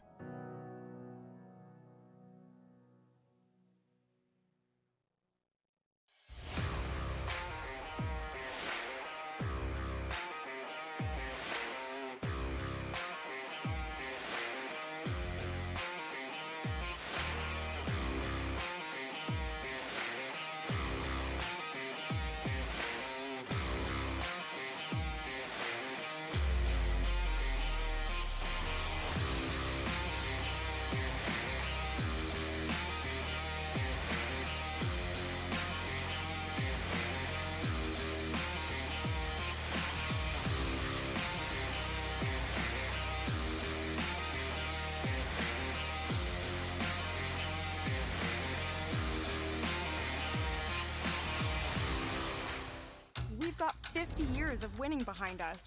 That means a lot of winning numbers. Numbers like over 1,200 organizations funded and 12,000 groups supported. Winning numbers like $6 million given away annually in community grants.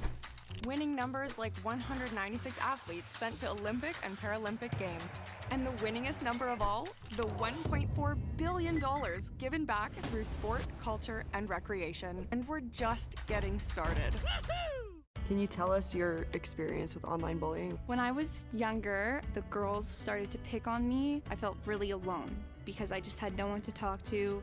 We have a little surprise for you. I've always been drawn to Narissa for her calm, cool energy. She's kind, she's compassionate. I hope that one day I can be half the woman that Narissa is today. That's really meaningful to me. Your words have impact. Be kind online. At Viterra, we believe in the power of connection. Our world-leading agriculture network connects producers and consumers to supply top-quality food ingredients each and every day. Our team takes great pride in working closely with farmers to help feed the world. It's something we've been doing for over 100 years. And as an industry leader, we're dedicated to playing a critical role in meeting the needs of a growing world. Because together, we're stronger and achieve more.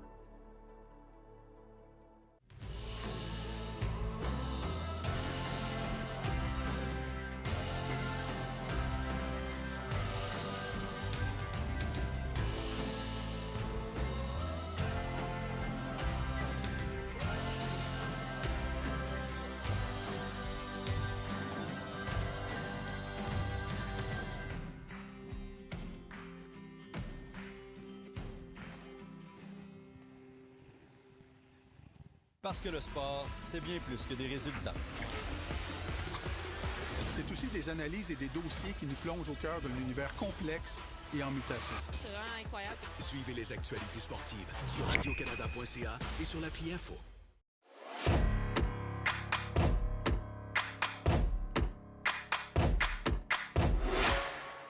U Sports on CBC, presented by les Championnats U Sport à Radio-Canada. Une présentation du gouvernement du Canada, the Government of Canada.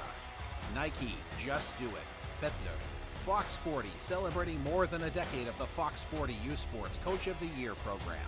Fier partenaire des prix de l'entraîneur de l'année U Sport. Veraburn, medical supply partner of varsity athletics since 1979. Partenaire du sport universitaire depuis 1979. Varin, exclusive supplier of U Sports Championship rings. Le fournisseur exclusif des bagues des championnats U Sport. By Connect Energy, proud presenting partner of this U Sports Championship. Par Connect Énergie, fier partenaire de ce championnat U Sport. And by GFL, proud title partner of the 2024 GFL U Sports Women's Hockey Championship. Par GFL, fier partenaire en titre du championnat de hockey féminin U Sport 2024.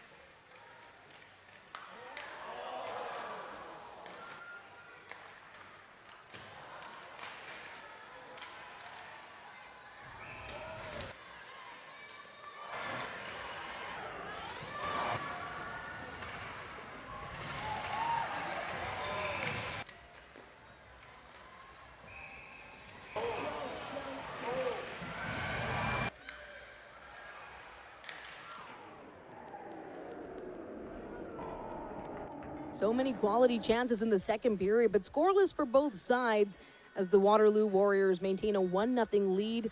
They secured in the first period a goal by captain Brooklyn Cole, assisted by Madison Pritchard and Jesse Fennell.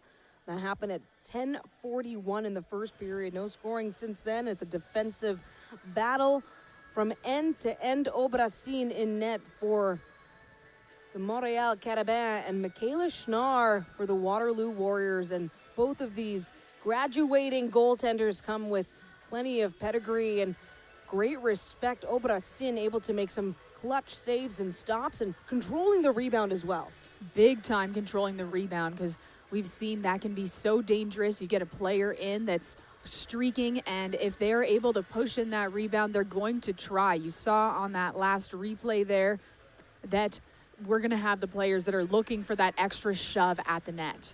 Daniela Ponticelli alongside Rihanna Kaminsky with you as we get set for the third period of a bronze medal game, and that is what's at stake here. Found the second period. I mean, there were so many good chances, but some also passive play at times, right? As these two teams are still trying to figure things out. Waterloo loves to play defensively. That has been a strength of theirs. They also did open up, you mentioned it a few times, in their very first game. It was the very first game of the tournament. They opened things up. In both their games, though, something of note is that there has been quick scoring. So in the very first game, it was 27 seconds into the opening frame, but then Tatum James did the same thing in the semifinal. They lost the semifinal, but they were able to kind of get in on the Concordia Stingers, and she did that within 30 seconds, 39 seconds, I believe, of the third period. Yes. So able to pounce on that. And that is something she does very well. Is she going to be able to come out in the third period here and do that for her team, putting them up, getting a little bit of an insurance goal? Is Montreal going to be able to come and play a little bit more simple hockey? You know, they do have fantastic hands, but just doing those easy tic-tac-toe passes, putting it into the back of the net, just like Brooklyn Cole was able to do for Waterloo back in the first. And now the teams are getting set to take the ice. You can hear their fan sections sitting beside each other, by the way. I always love that, the fan rivalry as well, heating up here. Bronze medal on the line. And just seen some of the strength of the Montreal Carabins. They've been here so many times. Their 11th appearance. They were in the competition last year, of course, as the host, but also RSEQ finalists, earning their way. They were RSEQ finalists this year, the 7th seed, and they defeated the second-ranked UBC Thunderbirds 4-2 to get to the semis, and then they fell 2-1 in a shootout to Toronto. Toronto will be playing Concordia in the gold medal game after this one, 5 p.m. Pacific, 8 p.m. Eastern, but Waterloo, never been to nationals before, won their first ever OUA championship, coming in as the 4th seed. A big 6-1 win, 5 goals in the third period of that game over St. FX in the quarterfinals, then falling 3-1 to the top seed Concordia Stingers yesterday. And that's the other thing, they've been tested against Concordia, who arguably on paper right now still the best team in the country, number 1 seed. They'll be fighting to truly claim that tonight. Concordia looking for some redemption in that gold medal final, especially after last year's tough loss to MRU, being able to tie up the game in the dying seconds and then win in overtime.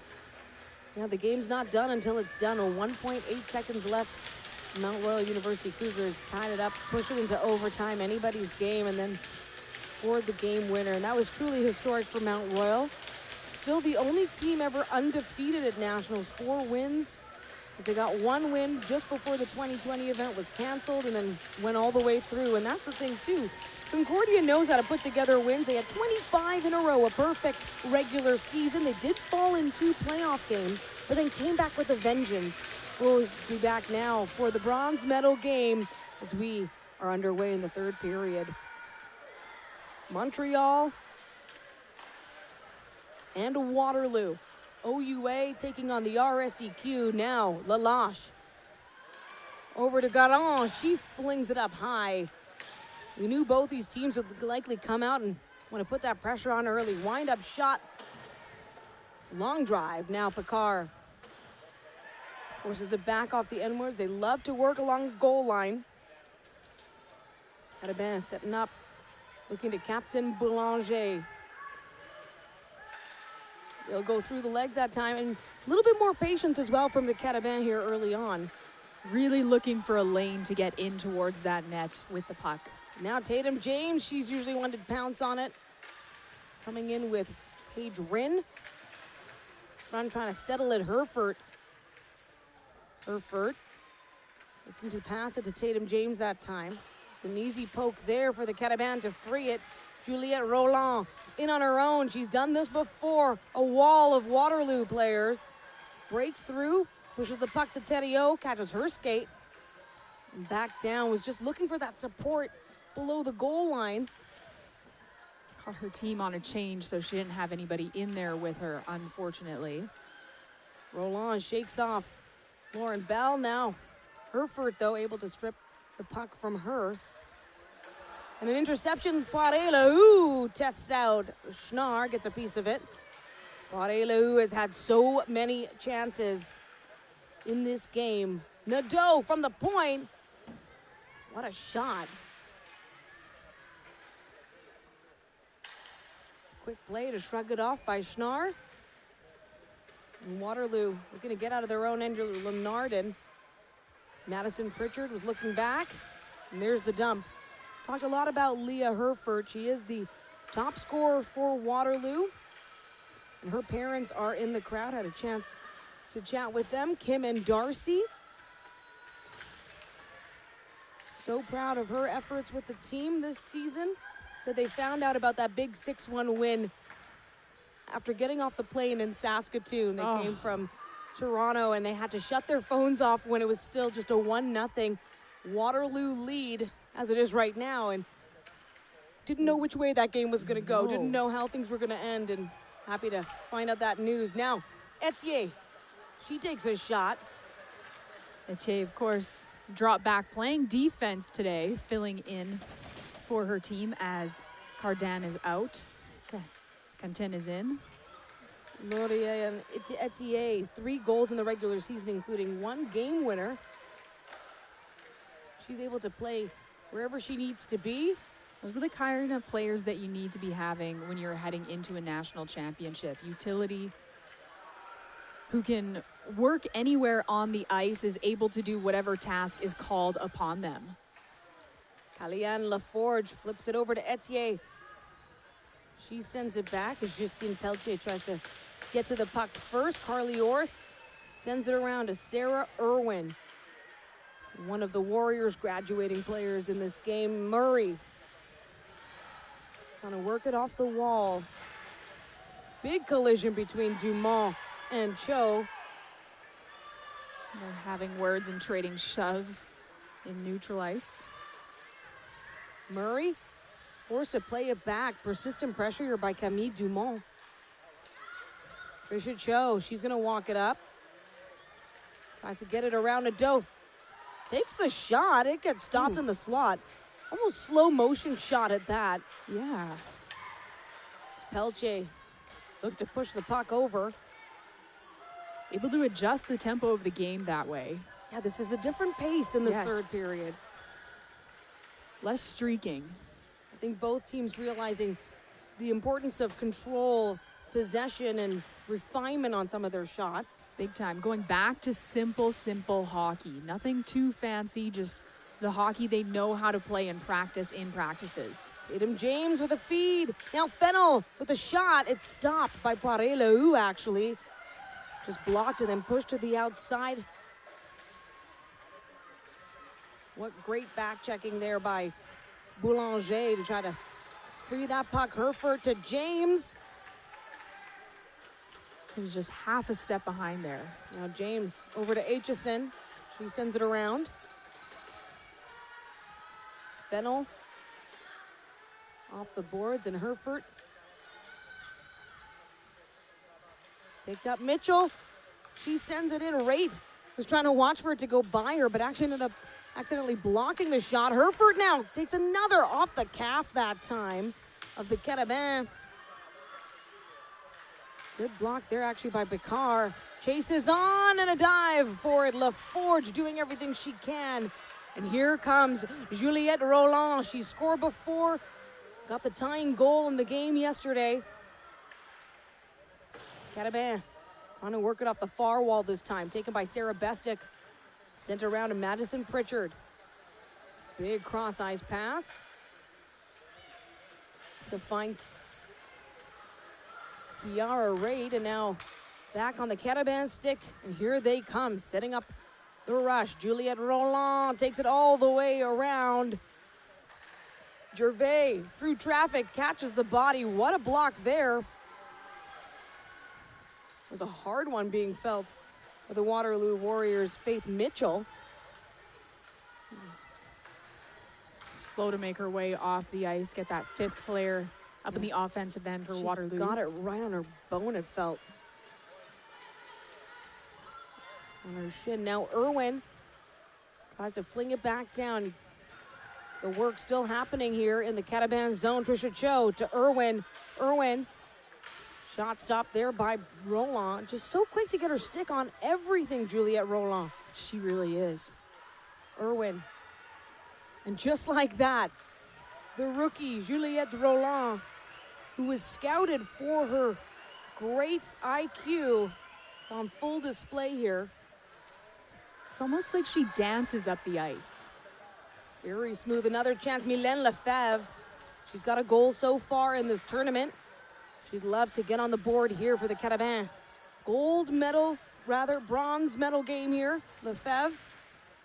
Feed it through. I'm just jumping ahead to the next game, but right now in the third period, a lot on the line here. Waterloo has maintained this 1-0 lead since 10:41 in the first period. And the clock is winding down here in regulation. Etier can't get to it fast enough. Chase is on. Sent back.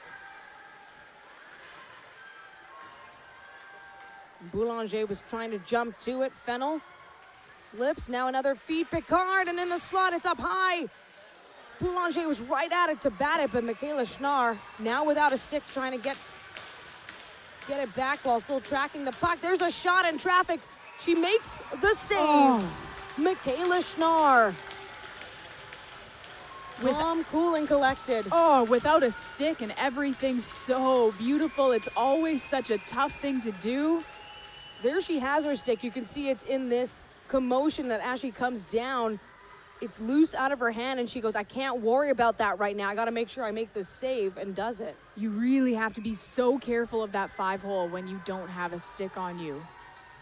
And she does just that, managing to ice the puck. So we're meeting in the face-off circle, stick side of Michaela Schnarr this time. Lenardin gets the win on that draw. Now Trisha Cho, she's still forced way back in her own end. Boulanger tries to take the puck away. Herford pushing the puck down. Now Jade Picard with a quick redirection. Firing it up, looking for the pass. And what a strip play there by Lenardin to get that puck back for the Waterloo Warriors. They came prepared. Etier fires that into the glove of Schnarr. Easy save for Schnarr as they just keep getting added up. Catabans with 21 shots already. But overall, the style of play, Rihanna, what are you liking out of this third period? We'll get another look at that easy glove save. Of course, at least to bring it back into the Waterloo zone, which was a problem area for the Cataban earlier. Unfortunately, yeah, they are doing a good job of quickly getting into the zone, but just possession again. Yeah, the Warriors are truly locked into this. Of course, Montreal, it's not about being fatigued. Both of these teams are going to feel that. That is a factor. Third game in the span of 4 days for Waterloo, in the span of 3 for the Cataban. The Cataban played a long game all the way to a shootout, 6 rounds last night. Now Roland, she's certainly not going to let fatigue be a factor. She's been jumping on every play. But here comes Ray. The stick on it, Pritchard, and in front, oh, that's going to get a push and a shove. Most definitely. Don't snow the goalie like that at all, unless you're willing to take your licks. Oh, and that's great. What a nice teammate. That's teamwork right there, Obrasim. But here's another look at that moment. Oh. Sure, might have been definitely not intentional. We know that, but still happens. She just kind of had that look on her face like, I know what I did. Yeah, I'll take my licks for that one. Now Waterloo is set up in the Cataban zone, looking to add to their lead. Quick redirect by Aitchison. 11 minutes left in this third period. Right now, Waterloo in the lead for a bronze medal. I feel coming out of the third period, both teams kind of looked like they were reminded we are still playing for a medal here. And Fennel, she's going to take it around, doing all the work, using the boards to pass. as Mylène Lefebvre, she tries to go for the stretch shot to Pouliot. Those two have been on the stage before together. Pouliot coming in with the shot. It's high.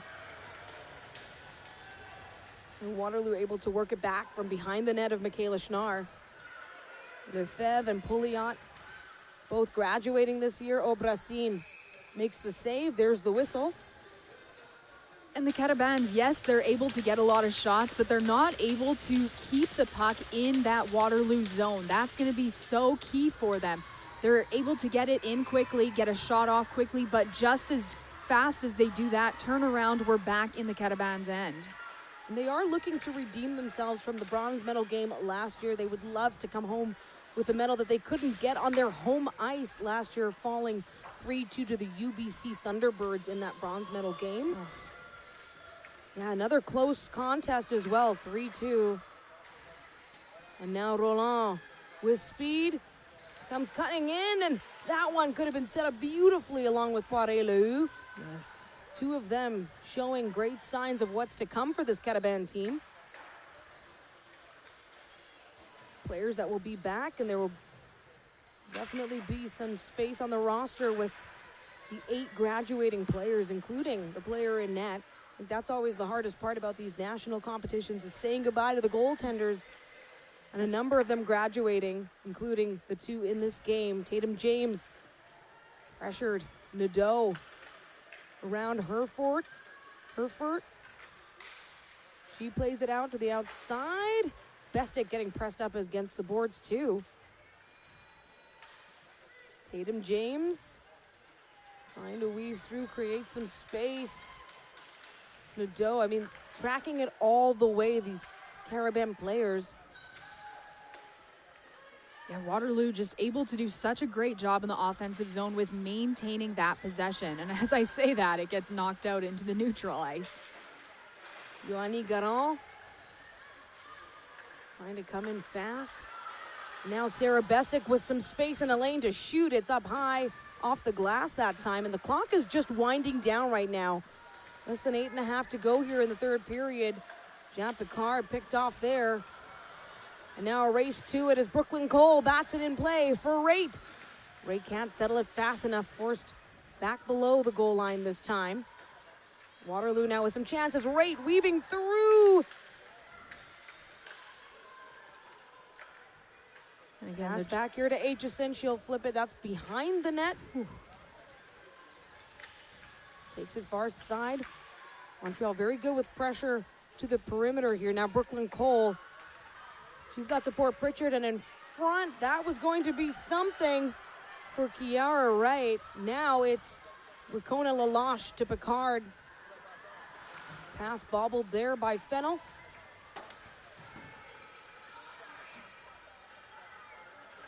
And what a quick takeaway and on the go by Brooklyn Cole. So the Waterloo plan is to take it and send it up. Now Pouliot tries to pull through. What a save by Schnarr. Read that all the way through. More than 3 minutes now of non-stop action. Waiting for a whistle. Or potentially a goal. Waterloo would like the latter now. Irwin rims it around. Got support on the far side, but Carabin just pushing over these Warriors at times. Can't get the puck away. Murray finds McCarthy in the slot. Rin, that one just off her skate. Back around we go. LaForge doing the dirty work to get it out for the Carabin. A chance to breathe for Montreal. They go for a line change. They've needed it. Much needed line change both ways. I'm getting tired just watching them go back and forth and back and forth. We're approaching more than 4 minutes now of nonstop play. Tatum James coming in, and that one, momentum stolen away. Now Poirier-Lehou. She's got the speed. She's been waiting to get the chance. Lenardin shoving that one off. Near side. Carabin trying to get collected. Gervais from the point. That's taken away now. by Faith Mitchell. Outstanding for the Waterloo Warriors. She'll take it back again. And the forecheck here by Pointe-Claire. She is circling and swarming, waiting for it. Now we've crossed more than 4 minutes. Brooklyn Cole with a shot. There's the stop by Aube Racine to give us our final break in regulation. It's still a 1-0 lead for the Waterloo Warriors. We're looking to take home a bronze medal of the Montreal Carabin. You're watching U Sports on CBC.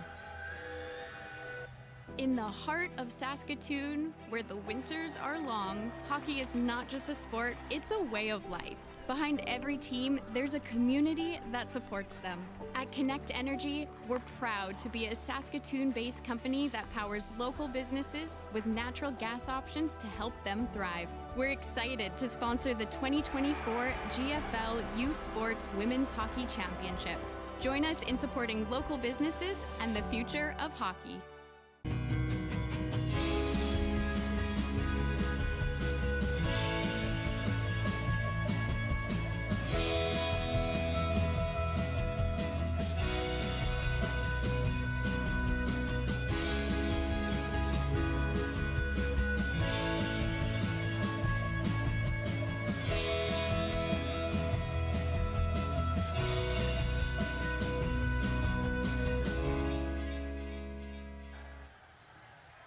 Let's go back to the first period, shall we? This goal by Brooklyn Cole, the captain for Waterloo, still the lone goal so far in this game to give her team the lead that's been maintained as we approach the final 5.5 minutes of regulation. Helped there by Madison Pritchard and Jessie Fennell.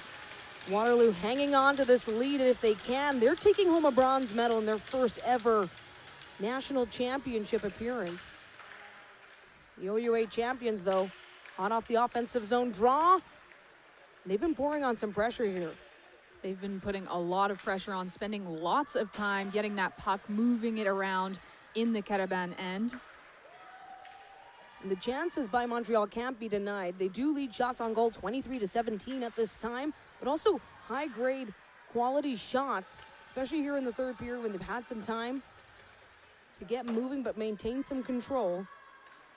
Poirier-Lehoux has certainly led the charge in that. Quite literally with the speed that she has she led the charge. Now Waterloo.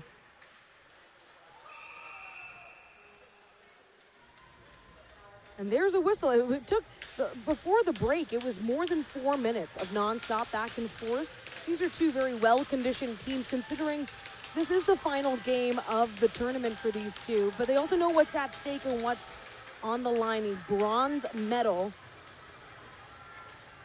Both teams really want to go home with that. Of course, would be the first medal for Waterloo, redemption for Montreal.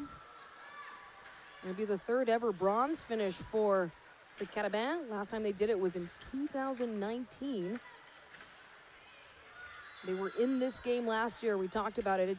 It's always a nice feeling if you can come back and redeem yourselves from that. It was also a 1-goal game. 3-2 finish, though, and a loss for the Carabin on home ice. And it was a late game goal yesterday. The Carabin were able to tie it up, unfortunately. Yeah. They've been in this exact position. Yes. It's a 1-0 lead for the Toronto Varsity Blues, who will be playing in the gold medal game next. They have not won a championship in 23 years. And in the glove there for Michaela Schnarr, who has been outstanding. That is the 24th shot on goal by the Carabin. And just great eyes on her. There's some traffic through the net, everybody moving, and she's able to track it and see just as it comes in near her. This is really becoming a goalie game as both teams are getting quality shots off. Absolute defensive duel in the net for these two graduating goaltenders.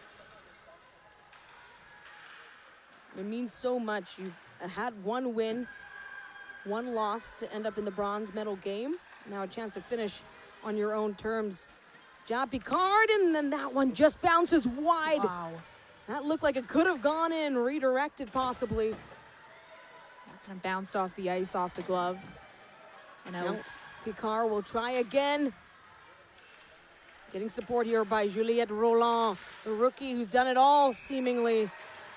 And a big stop once more by Michaela Schnarr.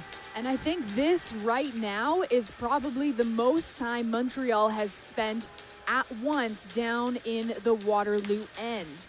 They have been able to keep it in and keep getting shots on the goaltender, which we haven't really seen. Waterloo just keeps bringing it back down and spending time in the other end. We have a timeout now. We have a timeout now. 3:23 left in regulation. I was wondering when this would take place. Maybe a chance to figure out, okay, let's do this thing, and then perhaps Obrassin gets pulled from net. How do we want to play it? Exactly. Most definitely, they're going to want that extra attacker out there. See if that they can finally best Michaela Schnarr with that extra body. Because, yeah, as we start to get closer and closer towards the end of the period, you know Obrassin is going to come on the bench. You're in the bronze medal final. What else are we playing for? Montreal has had their chances. Look at the setups that are going on. Watch how they're finding that space. Not quite fully in the middle, but close enough. Different angles as well. Set up. An immediate shot on net there. As the Carabin, of course, tried to jump on that opportunity, and it is an empty net now. So 6-on-5, they decided to pull it right now. This does give them some time here to get going, not leaving everything to the final minute of play. Pointe-Claire, she's been so good when it's been 5-on-5. Now it's 6-on-5. Next to Carabin out on the ice, but the Waterloo Warriors have been able to defend the slot well so far. As the puck gets moved around, LaForge, the pass over, and that one was supposed to be a one-timer for Roland, but this could be not fast enough for Rate. There's an empty net for the Waterloo Warriors. They're deciding to take it slow and be safe here, the Carabin are. And when I say empty net for the Waterloo Warriors, I mean for them to score on. They're looking to extend that lead. Tatum James knows what's there. Lenardin is set up. She'll try to get the pass out. As now the Carabin find themselves 6-on-5, but in their own zone. As we approach the final 2 minutes here in this bronze medal game, Montreal breathing a sigh of relief here. Taking some longer passes, and Trisha Cho, she takes a shot. It's stopped on the line by LaForge. And Montreal doing a great job of setting the tempo. They have that speed, but you see them just bringing the play down a little bit so they can maintain possession and really find a little bit more control here. Yeah, patience is going to be key, despite knowing they've got an empty net for Waterloo to just jump on if they want. Gervais throws it on Michaela Schnarr.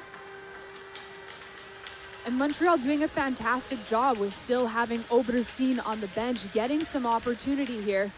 Of course, Schnarr stands up to the task, but they still have a minute 32. I think that was such a smart play with when they brought out Obrassin. Right now, I think Montreal's just trying to figure out how many players they have on the ice. It is 6-on-5 here for the Carabin, looking for the equalizer. A minute 30 left in this bronze medal game. Winner goes home with the medal. Waterloo, they'd love to close it out. They set the bar. They got the first goal, only goal so far of the game, 10:41 in the first. It has stayed that way despite many chances from the Carabin. And that one poked free. Pressure is on. We're now in the final minute of regulation. Bronze medal on the line. The Carabin need a goal to tie it. They're working with an empty net, and now a chance to get it, put it away. Pritchard denied, it's blocked, and now Lalache with a chance. She goes into the slot, and there's traffic and chaos. Michaela Schnarr, solid in net for the Waterloo Warriors. Lalache tries again, this time Pointe-Claire. 6 Carabin to 5 Warriors. Can they get the equalizer? They do! Montreal Carabin tie the game up. 25 seconds left in the bronze medal game. Patience pays off, and it's Juliette Roland with a big-time goal. And just like that, Montreal, some life more in the game here. Roland, beautiful play. There was so much traffic there in front of Michaela Schnarr. Unfortunately, oh my goodness, 25 seconds to go. They took their time. Obrasine was out with 3 minutes and 30 seconds left, and it took them 3 minutes to do it, but patience pays off. Juliette Roland scored the game-tying goal yesterday to extend the life for the Cataban. That game went into overtime. They did fall in a shootout, but now, they are dialed right in. 25 seconds left to tie this game up, and it has been an absolute defensive duel for both of these teams. Oh, has it ever? And Jessica Boulanger in her final U Sports game. Roland, remember, she's a rookie. She's still got many years ahead of her in this U Sports competition. She'll be one to watch perhaps at Nationals appearances in the future. We are headed into overtime for the bronze medal game.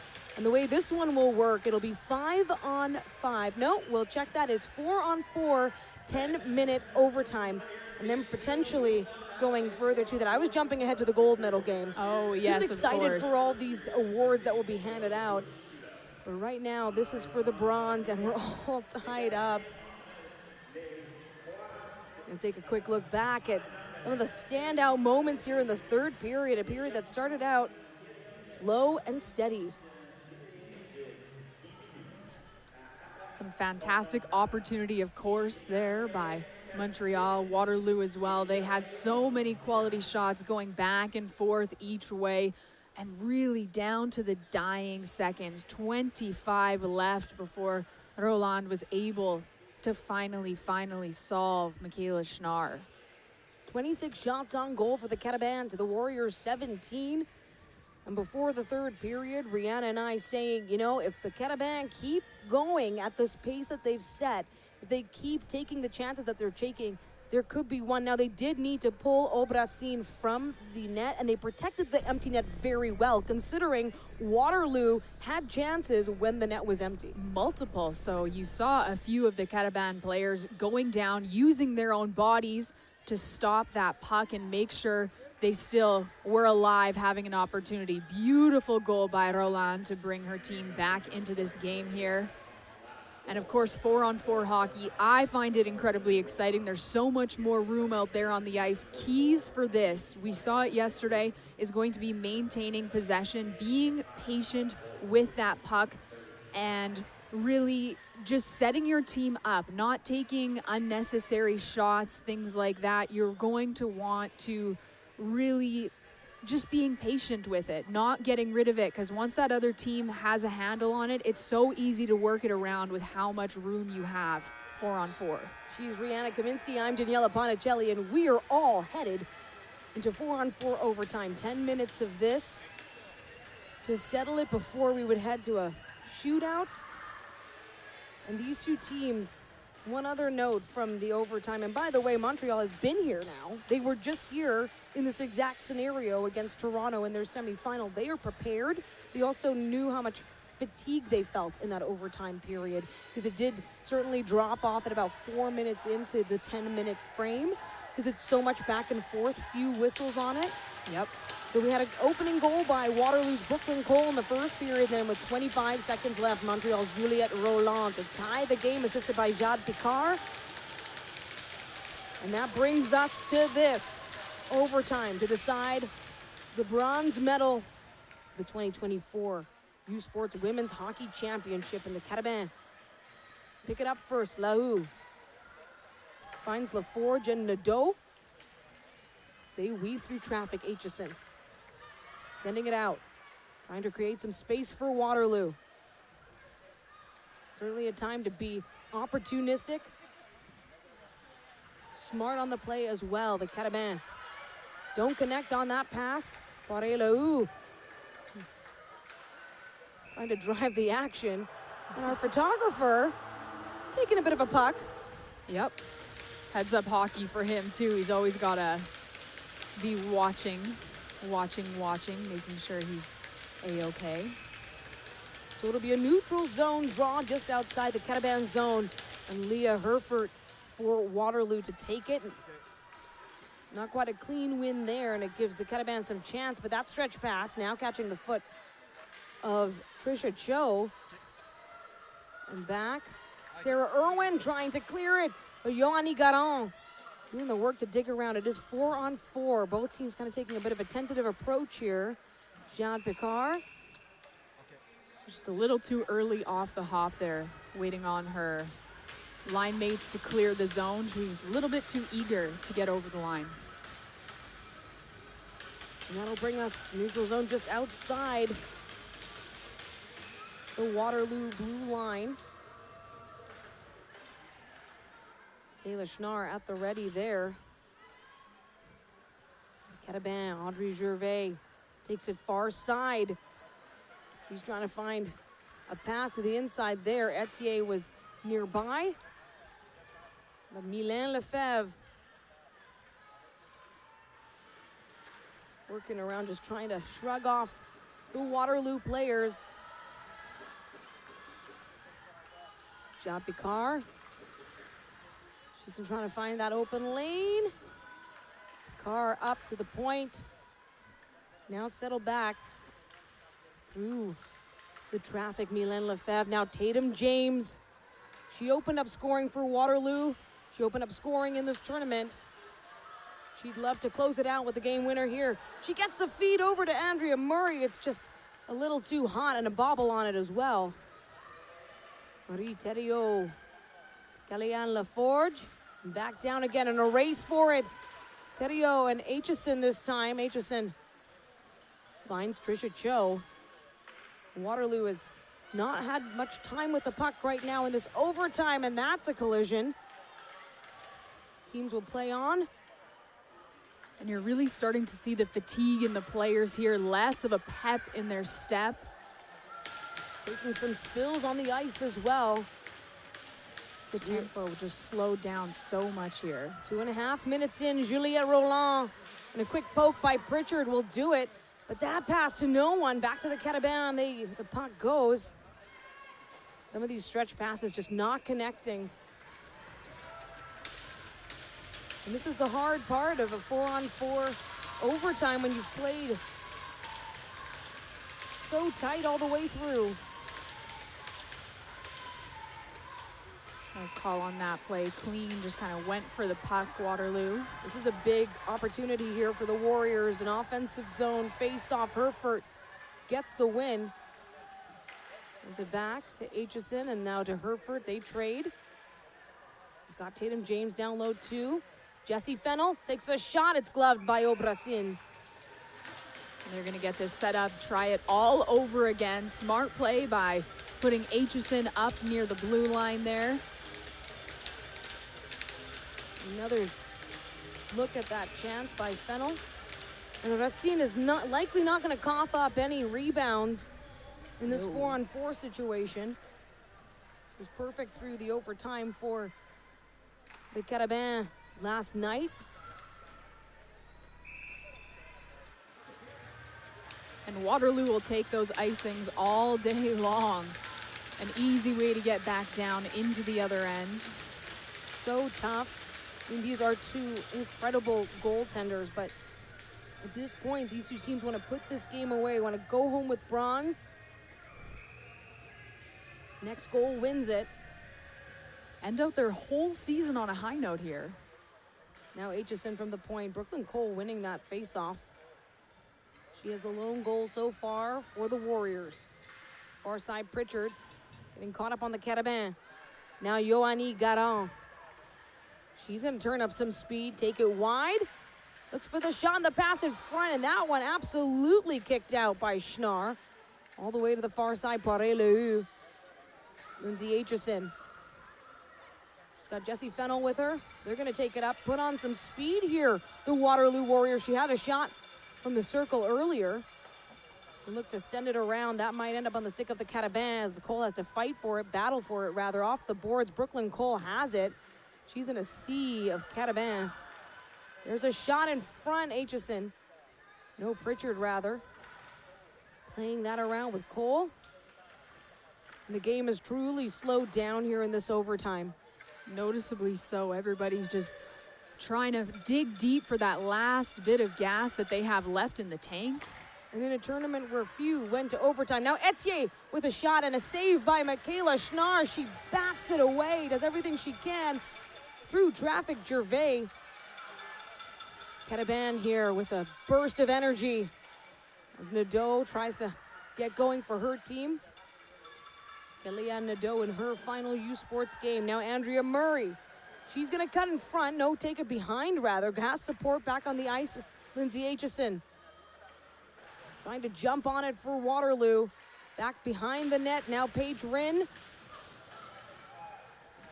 And that feed kept in by Waterloo this time. Just joining us in 4-on-4. Here's a chance. Leah Herford takes a shot. It's kicked aside by Obrasin. Fennel will go back at it again. Now Rinn to Herford. Herford working behind the net here. Taking some time and space back to the far point. Pass over to Aitchison. She takes a shot. It's off the body, sent back into the near wall this time. Paige Rinn now with the shot on Racine. Full body save there for the Cataban goaltender. Aitchison looking for an open lane to track it. It's stopped by Mylène Lefebvre. Sent out. Fennel looking to protect the blue line, but Lauriane Etier, she's got some room.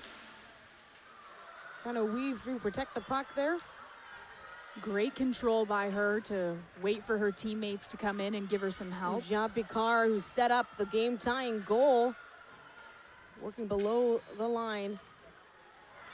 Tatum over to Aitchison this time. Waterloo. We're under 4 minutes left here in this 4-on-4 overtime. It has felt like a grind, but both teams finding some extra wind here. They know after this they'd be heading into a shootout. Poirier-Lehou. He's trying to tee up. Shot or a pass. Finds some space. High slot takes a shot. It's high off the end boards. Nowhere for Thériault to tip it in. And Picard tries to fling it on the net. Back behind. Now a chance for LaForge. She's going to walk it closer with a shot through traffic. Michaela Schnarr got a piece of it, and Tricia Cho setting up the Waterloo Warriors wall. They can't. It's just a tough grind out here. We approach the final 3 minutes of 4-on-4 overtime. It's been a 10-minute period total. Jessica Boulanger, far side. Off the wall, Kellyanne Nadeau takes a shot, and it's wide. Juliette Roland, she's had big-time goals and big-time moments here, tying both of the Cataban games when it was a 1-0 lead for the other team. Kellyanne Nadeau sets it up here for Ducheneau. Ducheneau plays it back to Nadeau. Finding Boulanger. Final 2.5 minutes here in the overtime period. And there's a one-timer. It's wide. Cataban setting it up again. Juliette Roland can't get by Brooklyn Cole. Quick stick. Looks it back, takes it up. Brings in more into the slot, and it gets taken away. Not quite by Madison Pritchard. Again, long time without a whistle. Oh, but here's a breakaway. It's Andrea Murray. She's all alone, and Obrasin with a big stop. One of the best looks for the Waterloo Warriors in this 4-on-4 overtime. Now a chance for the Cataban. Laloche move quick. Near side, takes a shot. It's stopped by Schnarr and nearly tipped in by Picard. This is the intensity you need when you're fighting for a bronze medal. Jean Picard. Far side for the Cataban. Pushes the puck towards Schnarr. Final minute 30 now in this 4-on-4 overtime. The score stands tied at 1. We are headed to a shootout. Kellyanne Nadeau over to Lauriane Etier. And Lindsay Aitchison playing keep away now with Lefebvre. They'll play it up, the Cataban. They don't want this to go to a shootout. Mylène Lefebvre Circling back, there's a shot Nadeau. It's blocked in the slot. Now we're in the final minute. This is where the Carabins shine to tie the game in regulation. Herfurt, leading scorer for Waterloo, trying to do her part here to close it out. Tatum James, and now Tricia Cho. She'll settle it back. And just so much back and forth. It's like they get the puck and they just keep it and such long times between whistles here. I think that was probably 3 or 4 minutes at least. And what a setup for Kellyanne Nadeau in the slot. And just unable to make anything happen. Oh. The crowd, though, they love this. They are trying to give all their energy to these two teams. I mean, the winner of this goes home with bronze. And it's been played for down to the wire, and now 34.1 seconds left in a 4-on-4 overtime period that runs 10 minutes. So after this, if needed, we go to a shootout. We'll fill you in on those rules at the time. I know you're really excited to potentially go to a shootout, Daniela. Just interesting. And in a tournament where there's been no overtime games, Montreal Carabins are now in both of them and potentially looking at a second shootout, and they fell in that first shootout. So for them, they don't want to go there. No, it's just, although they might feel like a redemption is definitely, they may have learned from what happened in their game with Toronto last night. Yep, that could be. But it would certainly be then completely as well on the shoulders of these two veteran netminders playing in their final U Sports game. The Carabins here with a good opportunity as they have the offensive zone draw. They'll set up Picard. Far side to Poirier, and it's turned aside by Schnarr. Still live and now covered up.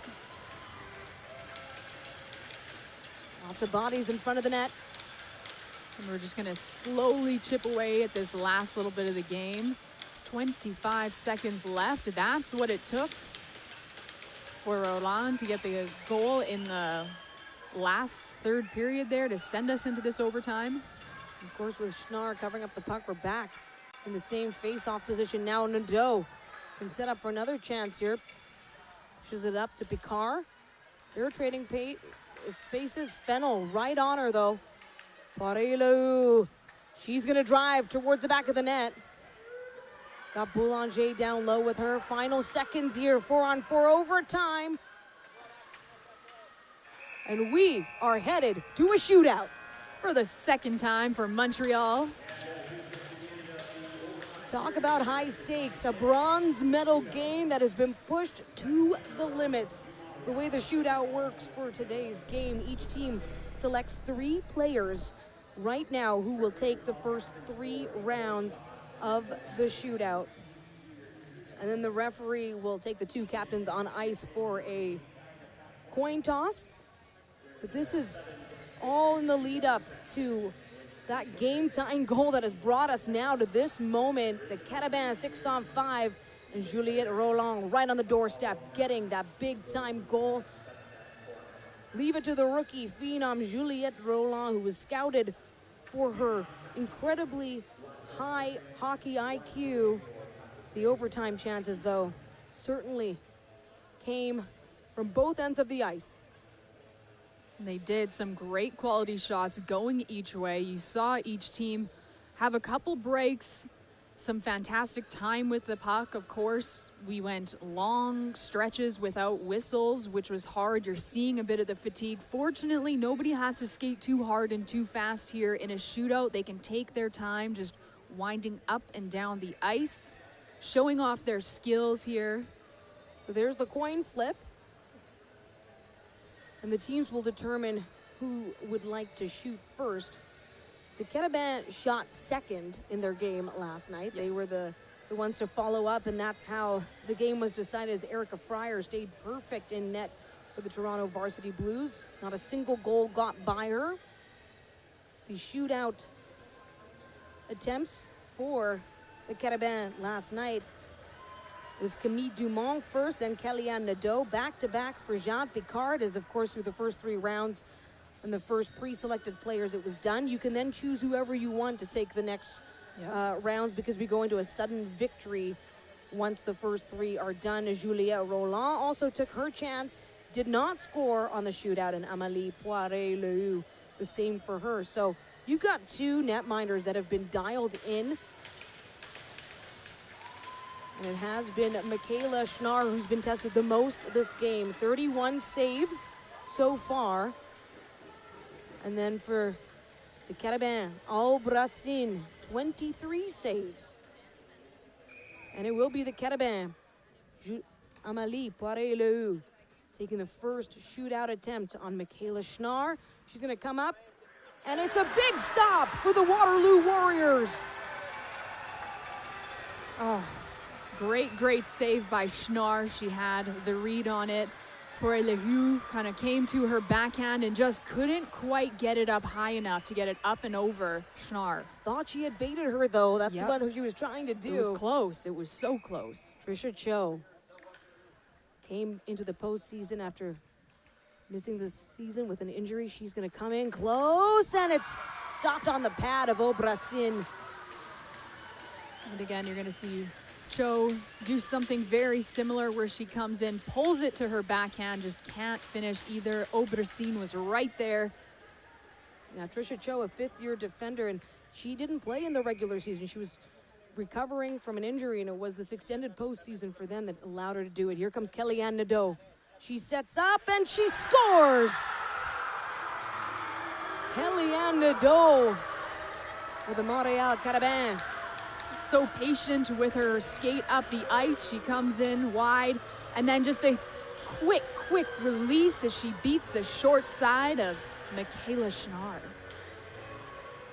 And so Waterloo will look to Leah Herford, their top scorer, taking the second round shootout attempt, and she's just wide. You know, her mom and dad would have loved to see her net that one. They are in the house tonight. This afternoon, I guess. Depends where you are, what time zone you're in. Third and potentially final round in the shootout.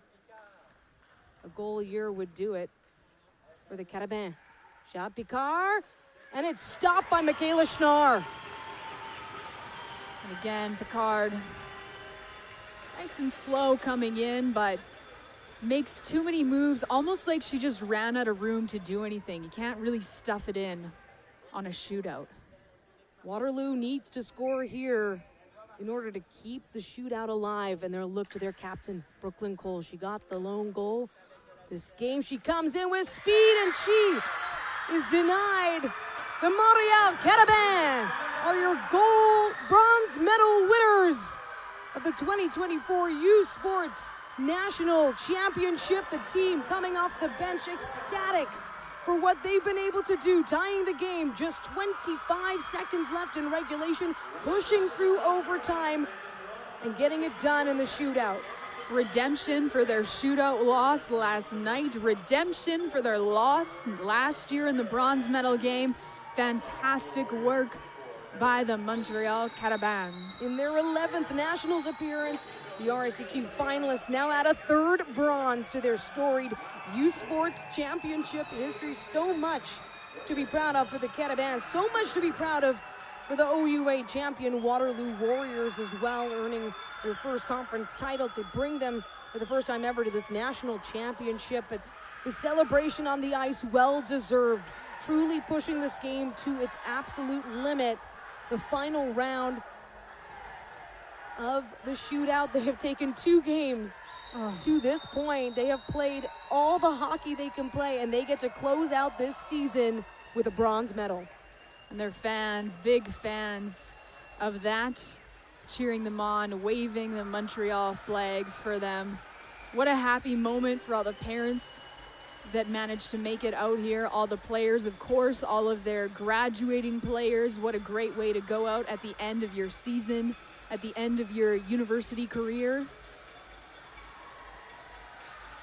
Aubracine standing tall as well for the Montreal Carabin. I mean, this team has done it all in so many ways. Coming into this game, Aubracine had only allowed 3 goals in regulation. She finishes her tournament only allowing 4. Oh, what a fantastic, fantastic goal by Kellyanne Nadeau. And now Waterloo Warriors, of course, feeling the little bit of heartbreak that you feel when you finish 4th, but knowing that they put on such an effort, such a fight all the way through. They were looking to close it out in regulation off of just 1 goal scored by their captain, Brooklyn Cole.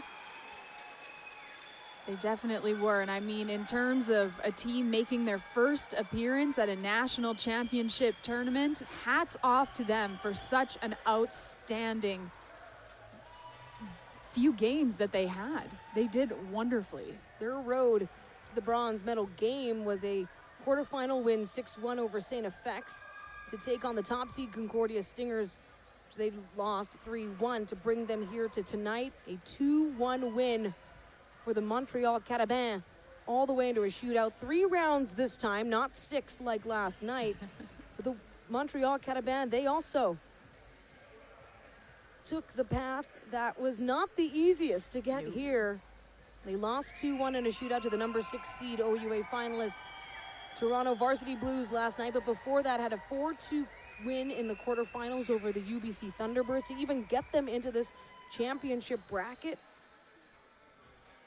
You're facing the best in the country, and the RCQ finalists going home with a medal. Oh, that's such a fantastic feeling. Such a great way to go home after spending all that time here, you know, your whole season preparing. And great redemption for them after losing last year in the bronze medal final. They are now 7-time medalists in this national championship. They've won 2 gold. The last time they did that, 2016. Collected silver twice in 2014, 2012, and now the latest in their medal collection, a 2024 bronze medal. They did it last in 2019 and before that in 2015. So much celebration. We gave a nod to the grads earlier, but we'll say it again. Graduating from the Montreal Carabins, now closing out their U Sports career with a bronze. Justine Pelletier, Joanie Garon, Mylène Lefebvre, Kellyanne Nadeau, Jessica Boulanger, Raphaël Pouliot, Camille Dumont, and Aube Racine.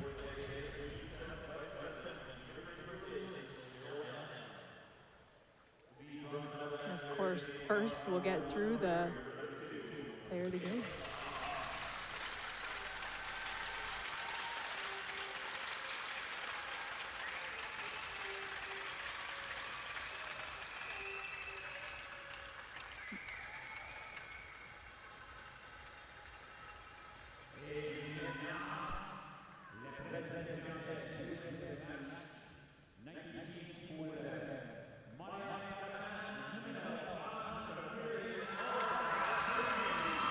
And a big cheer for the Nike players of the game, both goaltenders.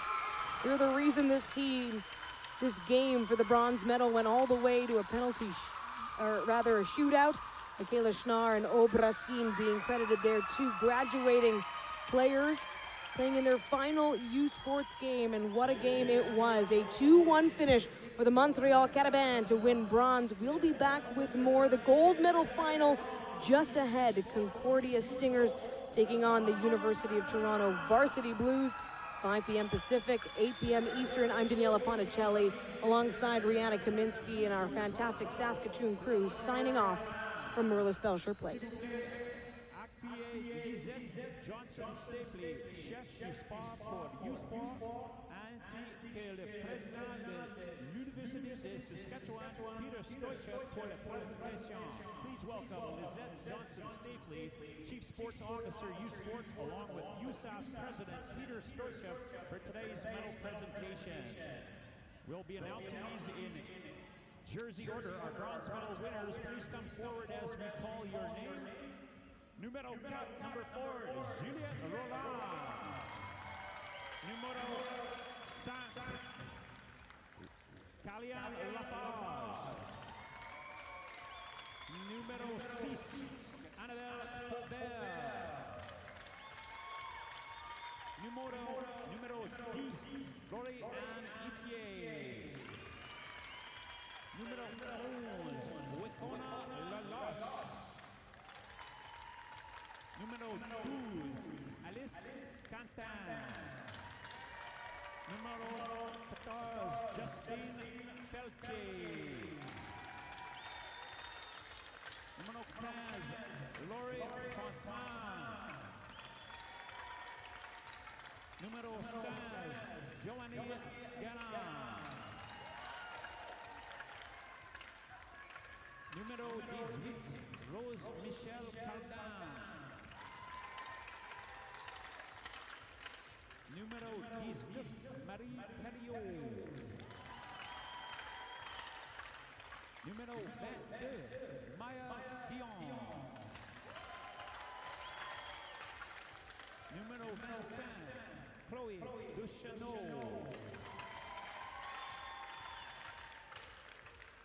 Numéro 26, Audrey Gervais.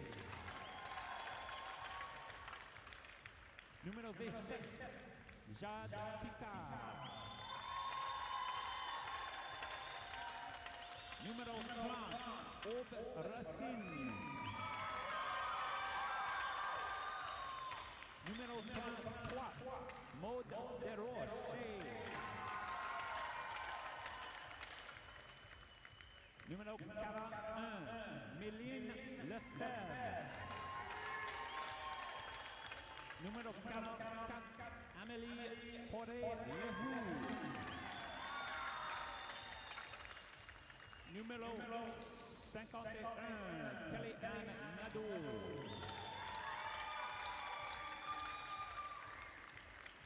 Numéro 55, Jessica Boulanger.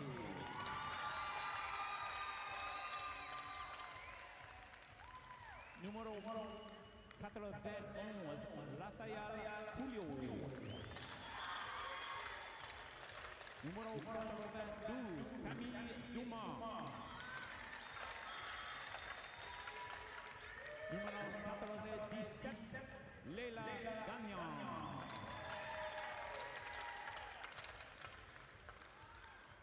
Entraîneur du chef, Isabelle Leclerc. Directrice du programme de hockey féminin, Danielle Sauvé.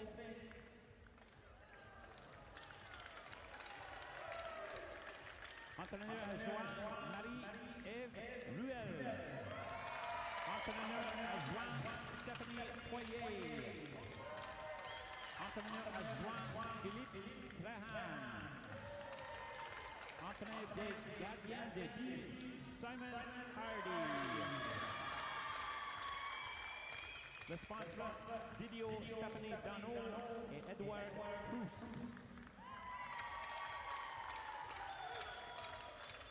Préparateur physique, Emmanuel Blay. Médecin, Dr. Karine Dumont. Physiothérapeute, Brian Bertolet, Lily Trang-Hood. Gérant d'équipement, Denise Reed et Mathieu Malette-Gamache. Statisticien et recruteur, Christophe Perrault et Théo Lambert. Et l'agent de formation sportive, Renaud Saint-Laurent et Raphaël Bergeron-Gosselin.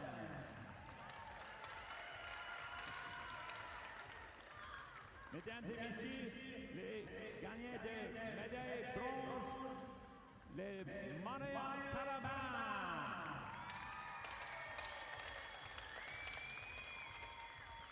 Thank you for coming out to support the youth sports of women's hockey nationals, and congrats once again to the Caravana on your bronze medal finish. The gold medal game between the Concordia University Stingers and the Toronto Varsity Blues begins at 6 p.m. and it's sure to be a match you don't want to miss as these two teams fight for a national title.